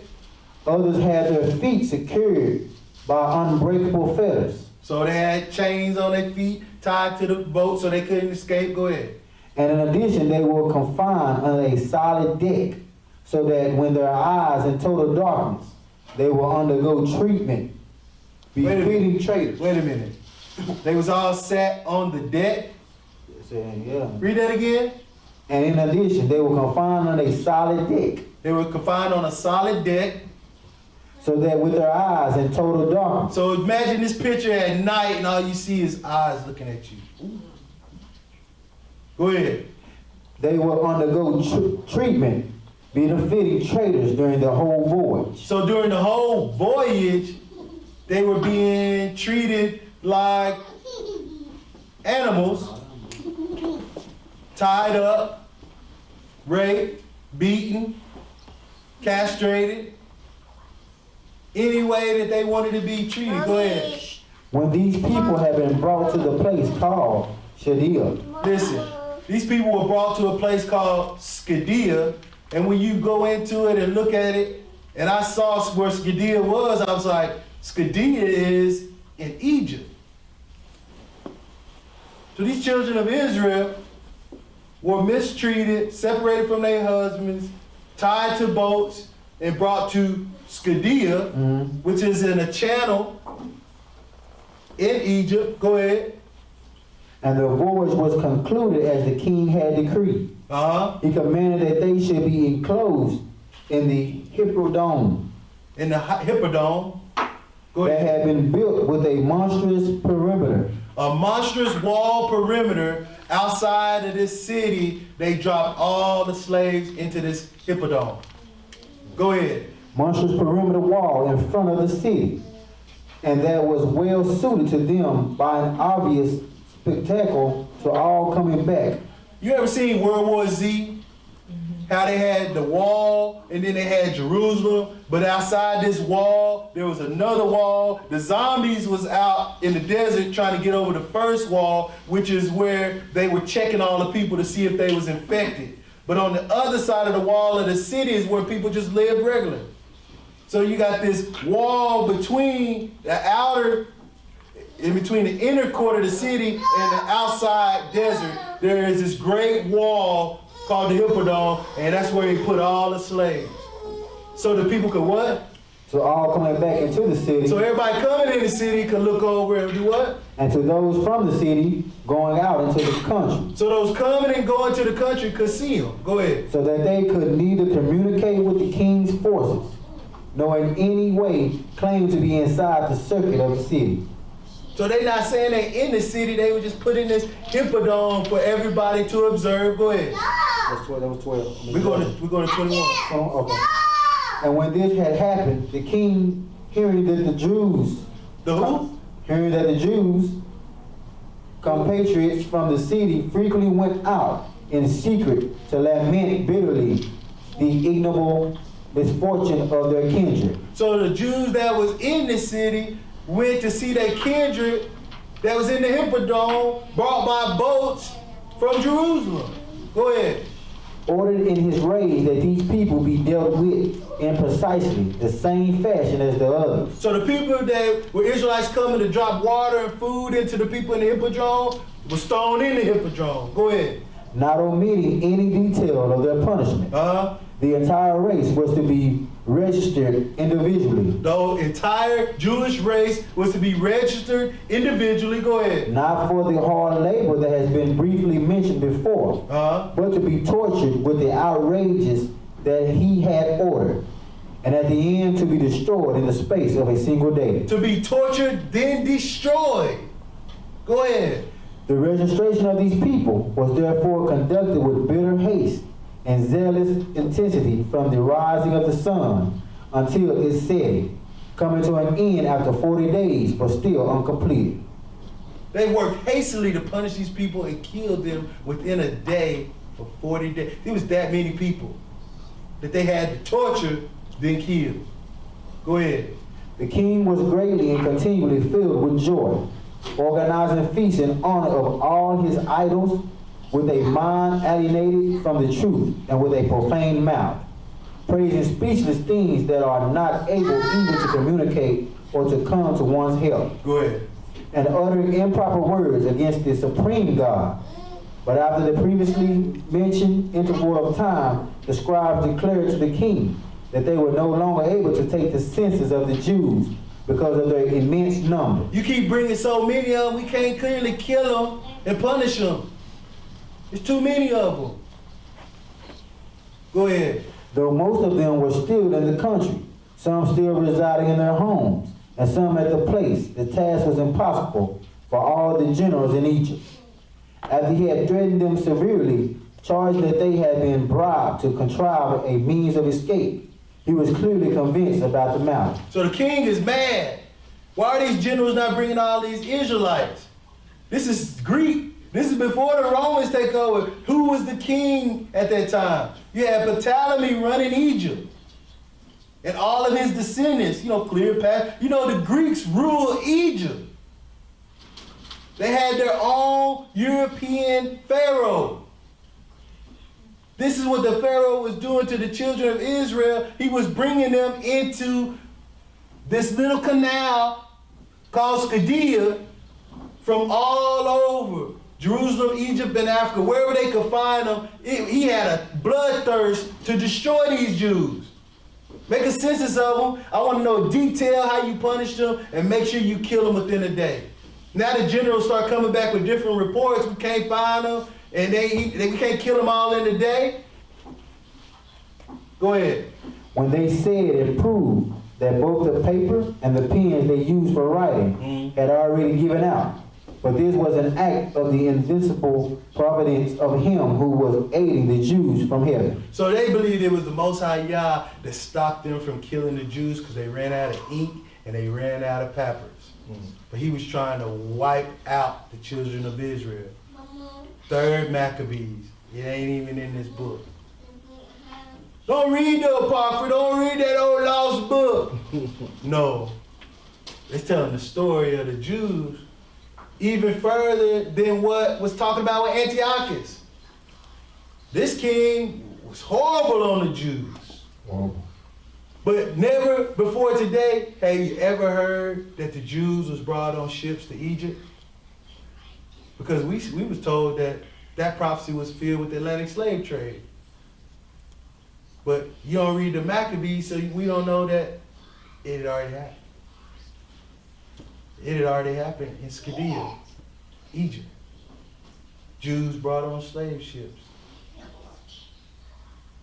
Just learning something on the way to learning something. Like I say, you do your independent research. Prove me right, prove the word of God. Prove me right or prove me wrong. Let's go to Daniel 9. Daniel chapter 9. Got quiet. I know that's one of them cut scriptures. It's like, what was I taught before? Daniel 9, verse 11 through 14. Go ahead. Yeah. All Israel have transgressed thy law. No, it was some of Israel that didn't. There was some tribes that got away, obviously. They all can't be lost. They all transgressed. Go ahead. Even by departing, that they might not obey thy voice.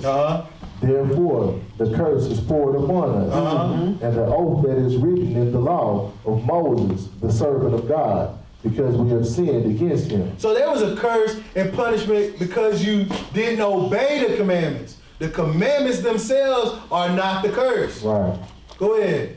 And he has confirmed his words, which he spake against us and against our judges that judged us, by bringing upon us a great evil. A great what? A great evil. Go ahead. For under the whole heaven had not been done as had been done upon Jerusalem. Man, did you hear about what happened to Jerusalem? They was doing this before 70 AD. Man, did you hear what happened, what they did by the time they ran them Jews out of Jerusalem? This was culminating from the first time we disobeyed. He said this curse, it just ramped up nation after nation after nation. By the time those Europeans got involved, man, they furthered that affliction. Right. And they enjoyed it. They enjoyed what they did to the children of Israel, to the chosen people. Yeah. Go ahead.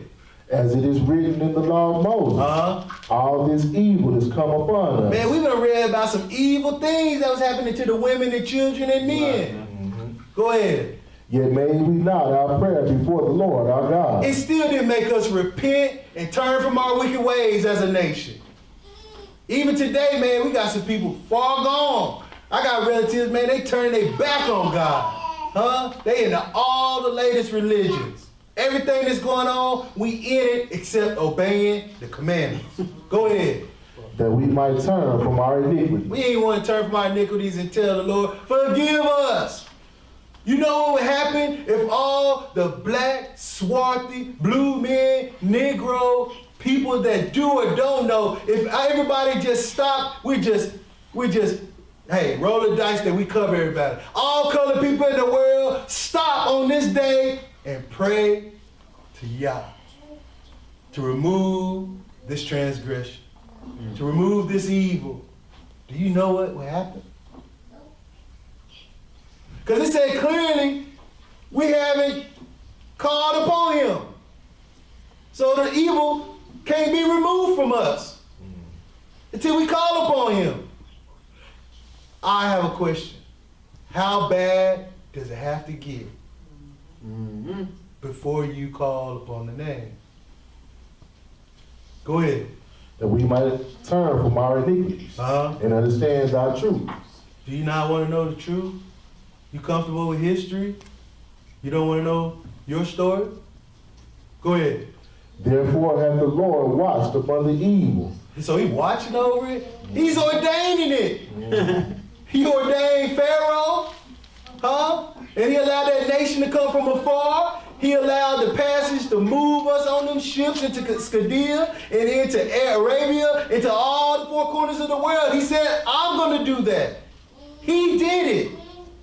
Can't be mad at the European. We dropped the ball. Right. I don't hate the European as much as I love Israel. Yeah. Because it's about us calling on the Lord. Yes, sir. It's always been on our table. Everybody else is just doing what the Lord put on their heart to do. And that's to be wicked and evil and afflict us and hate us, just like the Messiah said. Go ahead. Therefore, the Lord watched upon the evil and brought it upon us. And did what? And brought it upon us. There's no great evil such as what has happened to us. But the Lord brought it upon us. Didn't he say I was going to do it in Deuteronomy? If you don't hearken, I only have a few requirements. We the ones that said all that you say we will do. But we ain't doing it. Are we? Go ahead. For the Lord our God is righteous in all his works, which he doeth, for we obey not his voice. And he righteous in his punishment. We made the agreement. We vowed the vow. We said we would do it. Right. Yeah. You said he was gonna visit them. Mark chapter 10. Mark chapter 10.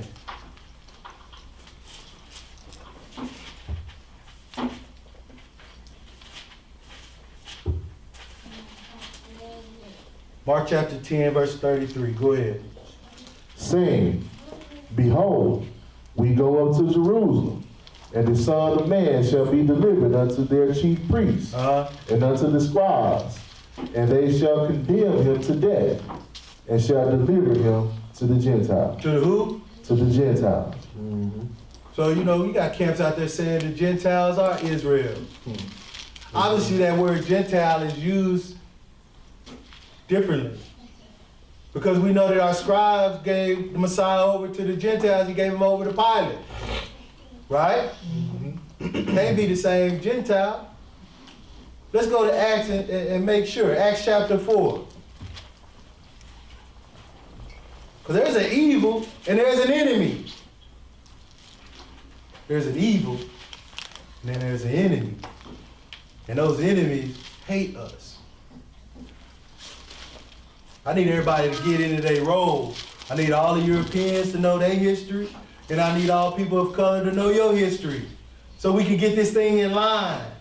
Because we got the colored people uneducated, and we got the Europeans uneducated. But the ones that know are controlling everything, and they hate the chosen people. So out of ignorance, I don't want questions out of ignorance. I want questions out of you've done your research, you study, and you coming from a place that I admit my people have afflicted. That's the only thing I want to hear. Because what it say in Acts chapter 4, verse 26? Go ahead. The kings of the earth stood up, and the rulers were gathered together against the Lord. Listen, this is after the ascension of the Messiah. After Christ is crucified, resurrected, and ascended. It says the kings of the earth, what? Stood up. And Took a stand, made a league, agreed, right? Then it says, and the rulers gathered together against the Lord and against his Christ. Go ahead. His Christ. For of a truth against thy holy child Jesus, whom thou hast anointed, both Herod and Pontius Pilate, with the Gentiles, and the people of Israel were gathered together. Everybody was gathered together. Go ahead, 28. For to do whatsoever thy hand and thy counsel determined before to be done. What? Counsel?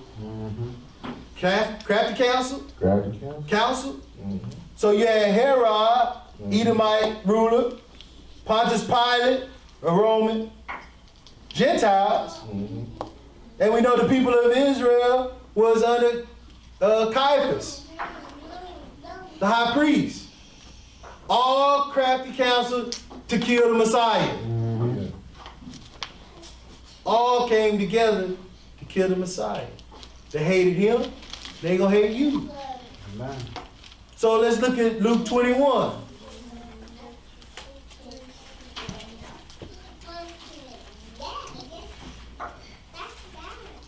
You thought they was done with the Messiah? They were not done. They hated me, they gonna hate you. We have an enemy. There's an evil that's gonna come on Jerusalem that no man, that has never happened on earth before. Huh? So Luke 21, verse 20, go ahead. And when ye shall see Jerusalem compassed with armies, What? then- So now they done came the nations, the kings and rulers, after they crafty counsel killed the Messiah, now they done come and surrounded Jerusalem. Go ahead. then know that the desolation thereof is not. Uh-huh. Then let them which are in Judea flee to the mountains, and let them which are in the midst of it depart out, and let not them that are in the countries into their. Go ahead. For these be the days of vengeance, Uh-huh. that all things which are written may be fulfilled. So it was already prophesied these things was going to be fulfilled. We know that this has already happened. Jerusalem has already been surrounded. It's already been torn down. Go ahead. But woe unto them that are with child, Woe to women with child, because what did Maccabees say they were doing to the children? Man. Go ahead. and to them that give suck in those days. Go ahead. For there shall be great distress in the land, Uh-huh. and wrath upon this people. Go ahead. And they shall fall by the edge of the sword. Man, the Romans was taking them out. The Egyptians was snatching them up as they ran into the countryside. And the Edomites was sitting there saying, there they go, there they go, there he go. They hiding. I know where some is at. As it happened, it's going to happen again. Go ahead.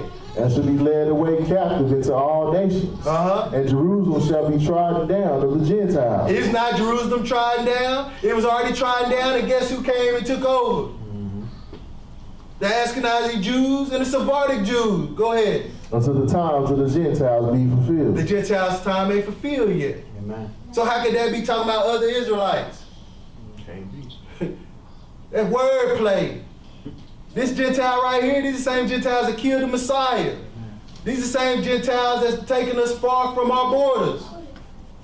These are our enemies. By the edge of the sword, they led away the sons and the daughters captive. Wasn't that prophesied to happen? Why? Because the chosen people did not hearken, did not listen. So let's read in Josephus. I think we got 3 places after this. Page 748. We're just going to read another account, Book of Josephus. 748.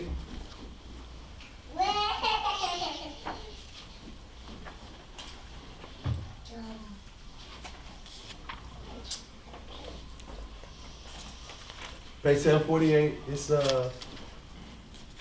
already start at 418. Just read 418. Page 748, 418. I think it's over. 418. See that 414? Read 418 down.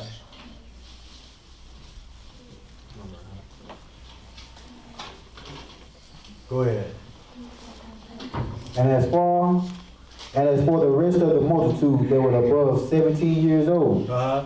he put them into bonds and set them to the Egyptian mines. What? So here we go saying same thing in 3rd Maccabees that was prophesied in Deuteronomy 28. This is the account of the war of the Jews. This was happening in Egypt. He did what with the 17-year-old? He put them into bonds and set them to the Egyptian mines. So those that was over 17 was put in bounds and put into the mines. Go ahead. Titus also sent a great number into the provinces. So this is Titus and Vespasian, right? We know that they the ones that came and sacked Jerusalem in 70 AD. But those that they captured, they put every male above 17 in the mines. Go ahead. As a present to them, that they might be destroyed upon the theaters. And the rest of them he sent to the theaters. Spartacus sent them in there with lions and bears to wrestle the gladiators. Go ahead. By the sword and by the wild beasts. But those that were under 17 years of age were sold for slaves. Sold for slaves. That's in the book of Josephus, page 748, or chapter 9, in book 6, verse 418. The book of Josephus, the war of the Jews, book 6, chapter 9, verse 4:18. These are the things that was happening when the children were dispersed out of Jerusalem in 70 AD by Titus. That's Luke 21:20. That's prophecy that happened to the chosen children. But let's see what else happened at the time of 70 AD in the Zondervan, page 234. Oh no! I'm going to show you how Jacob's twin brother has played a role against the chosen. Because he's the one that gave, he's the one that sold his birthright too, didn't he? Oh no! Oh no! He think he slick. So let's look at Edom, the descendants of Esau, the twin brother of Jacob. Let's see what happened to Edom or Idumea after 70 AD. Go ahead. The Edomites were also subject to Babylon. Under the Persian Empire, Edom became a province called Idumea. So the word Idumea, go ahead. In 325 BC. He became a progenitor of Judea. After the destruction of Jerusalem. Whoa. He became a progenitor. Don't you hear progenitor like Ham is the progenitor, Shem, progenitor, Japheth? Well, here he's saying Esau the Idumean became the progenitor after what? After the destruction of Jerusalem by the Romans. After the destruction of Jerusalem by the Romans in 70 AD, now Esau became the progenitors, meaning they took over Judea. Go ahead. The Idumeans disappeared from history. The Idumeans disappeared. So the children of Israel are remembered and wiped away from Jerusalem and ran out of the land by the Romans. Now these Idumeans have taken their place. Replacement theology. How many times? How many times they gonna do it? Now you got the Edomites. Idumea are now Judeans. The Romans just ran the Israelites out of Jerusalem. Now the Edomites have now taken over their place. So now the Edomites, Sephardic Jews, have now taken over the Judeans' place. Europeans coming down, now they Africans. They Africans, then they not Africans. Now they not Americans, now they Americans. You got the Edomites doing the same thing. So they replaced the children of Israel when they was ran out of Jerusalem. Is that it for the underline? Go ahead. Thus the rather mournful career of the Edomites came to an end. Did the Edomites come to an end? Or did they just replace and call themselves Jews? The Romans didn't run the Edomites out, so how could it end? No, now they calling themselves Jews. Because all them black people that was ran out, they was put on ships, sold into slavery, or put in the Colosseum, ate up by lions, killed by the gladiators, or shipped far away, never to be remembered. There's been a crafty council and confederate since we mentioned it in Psalms 83. But it really started when we disobeyed the Most High Power and didn't keep His covenant and commandments. So all these nations are in confederate. That's why the Messiah is saying you should be hated by all nations. It ain't nowhere you're gonna go on this planet that you ain't gonna be hated. Why? Because you have the ability to call on the Most High Creator, and we scared of Him. But here go another account. Right after 70 AD, we already know what Titus was doing. Thousands of Jews migrated to Egypt. Migrated to Egypt. So they was coming right to their oppressor. Go ahead. And Arabia. You know, Arabia is already into slavery. You can't win. So those that skirted through the Arabians and the Egyptians, they got to maybe go to West Africa or to the Sub-Sahara. Go ahead. When the Roman general Titus destroyed the city of Jerusalem. Ain't that what we was reading Josephus? Go ahead. In 70 AD. What was Titus doing to them young boys? If you were 17 and older, he was putting you into the mines. And if you was under 17, you was Saudi society. so. I'm looking at my young men right here. You ready to pick up a sword and try to kill a lion that's hungry, a bear that's hungry, whatever beast they could have sent out at you. And their entertainment wasn't football, wasn't basketball. It was watching these young little Negro, black, swarthy, blue men try to save themselves. Go ahead. When the Jews revolted in 130 AD, Emperor Hadrian dispatched General Julius Severus. So they fought back about 30 years later. So after they surrounded Jerusalem, starved them out, and killed them, then there was some Jews that revolted in what'd you say? Emperor Hadrian, 130 AD. 130 The Jews revolted and tried to fight back. Go ahead. AD, dispatched General Julius Severus Here come Julius Severus. Go ahead. to Palestine to suppress the revolt. Why you say Palestine? Why didn't you just say Jerusalem? 70 AD, Titus came and fought Jerusalem, but by 130, now you call it Palestine. So he's sending his big generals down here to squash this revolt. Go ahead. The persecution and restrictions imposed on the Jews were so great that a large number of Jews fled into Arabia. They fled where? They fled into Arabia. They fled right into slavery. Go ahead. The tradition of the colored Yemenite Jews of Arabia relates that the first Jew came to Arabia with the prophet Jeremiah. Oh, read that again. Read that again. The tradition of the colored Yemenite Jews, Colored Yemenite Color Yemenite.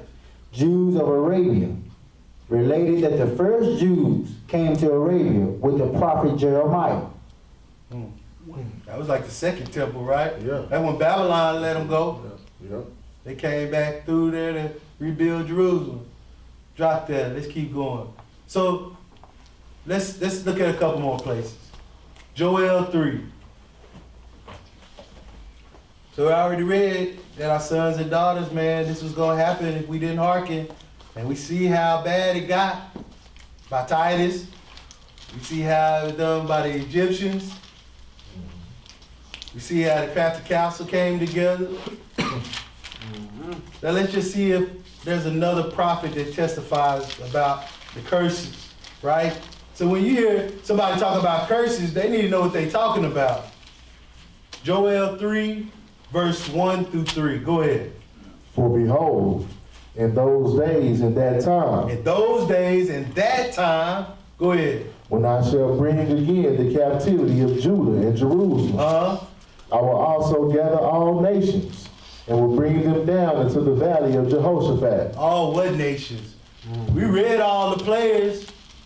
We read them, didn't we? Psalms 83. Right. Then they sold them to the Grecians, and the Grecians is Greek, Roman, Portuguese, Spanish, Dutch. Everybody after that is all in it, right?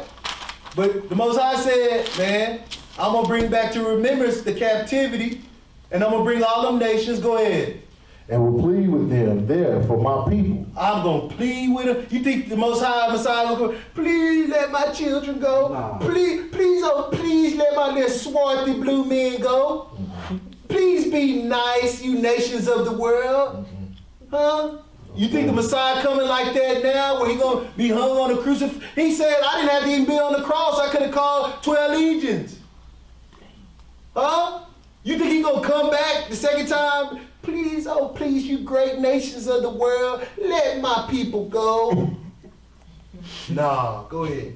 When he come pleading, he coming doing damage. Go ahead. And for my heritage, And for my heritage of holy nation, my love, my kingdom of priests, I'm coming to plead with these nations in the valley of Jehoshaphat. Go ahead. Israel, whom they have scattered among the nations. Who have they scattered among the nations? Israel, Them blacks.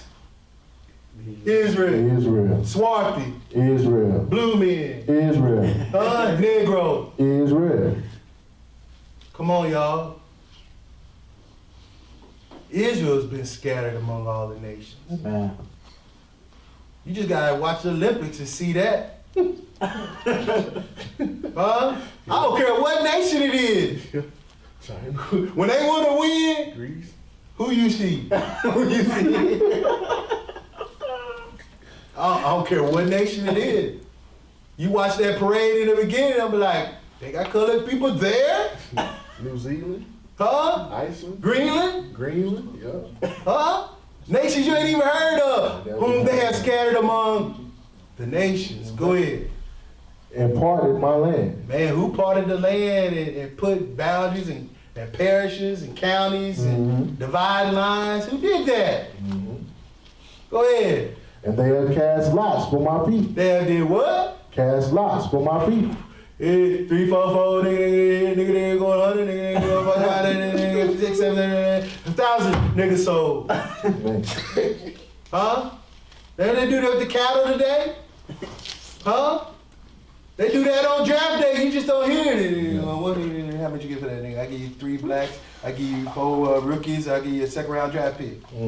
Gone. You don't never hear him on the phone? Gone. Oh, all you hear him come with a little piece of paper and say, Negro sold. To the Pacers. First round pick.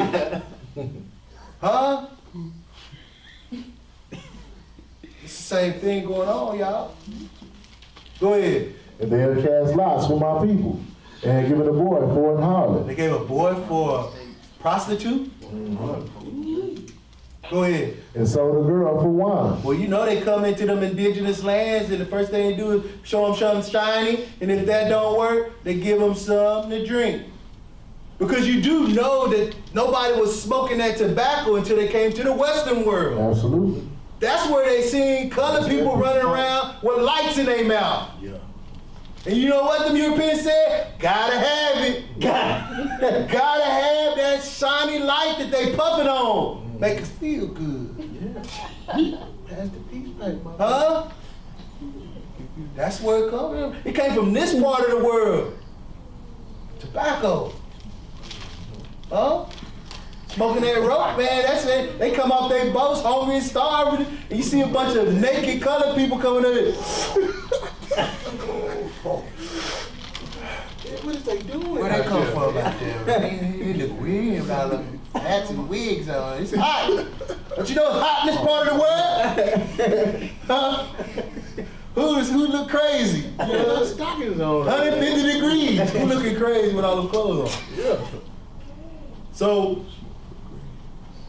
you say we went to all parts of the world, but they only talking about the Atlantic slave trade. They ain't talking about the Arab slave trade. They ain't talking about the sub-African slave trade. Going into India, going into China. Yes. How did we get to all ends of the earth? This is all the history that they want to tell you about? Well, listen, let's conclude with this. Part 1, black, the chosen people. We got some definitions. We got a 50-foot view of some understanding from start to finish. But let's read Ezekiel 11. Ezekiel chapter 11, it's our last place.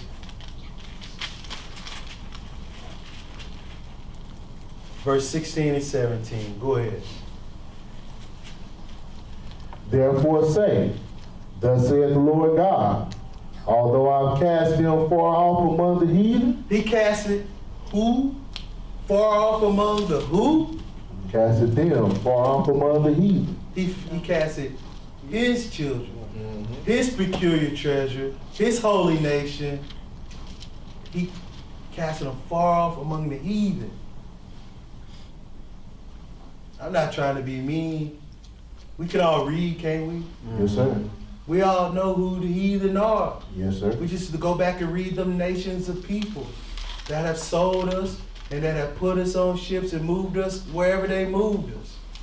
If the Arabs moved us through the desert, that's how they moved us. If the Egyptians put us on ships, well then the Europeans came. I know the Portuguese had them boats, and I know the Spanish, and I know the Dutch, and I know the English, and everybody after them came with boats.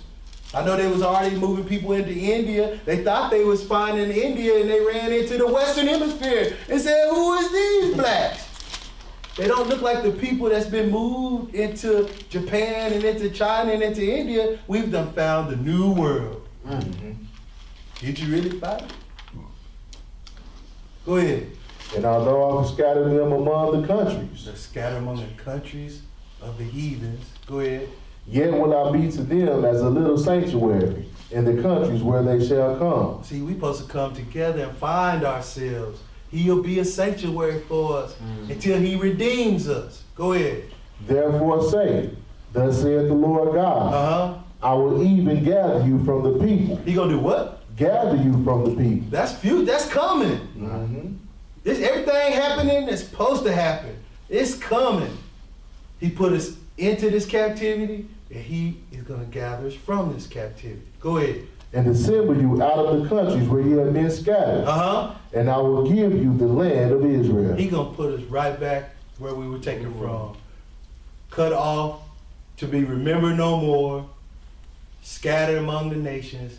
He is gonna come and assemble us from wherever we are. Sisters and brothers, that's part 1 out of a 5-part series. I thank you for watching. Thank you for your time.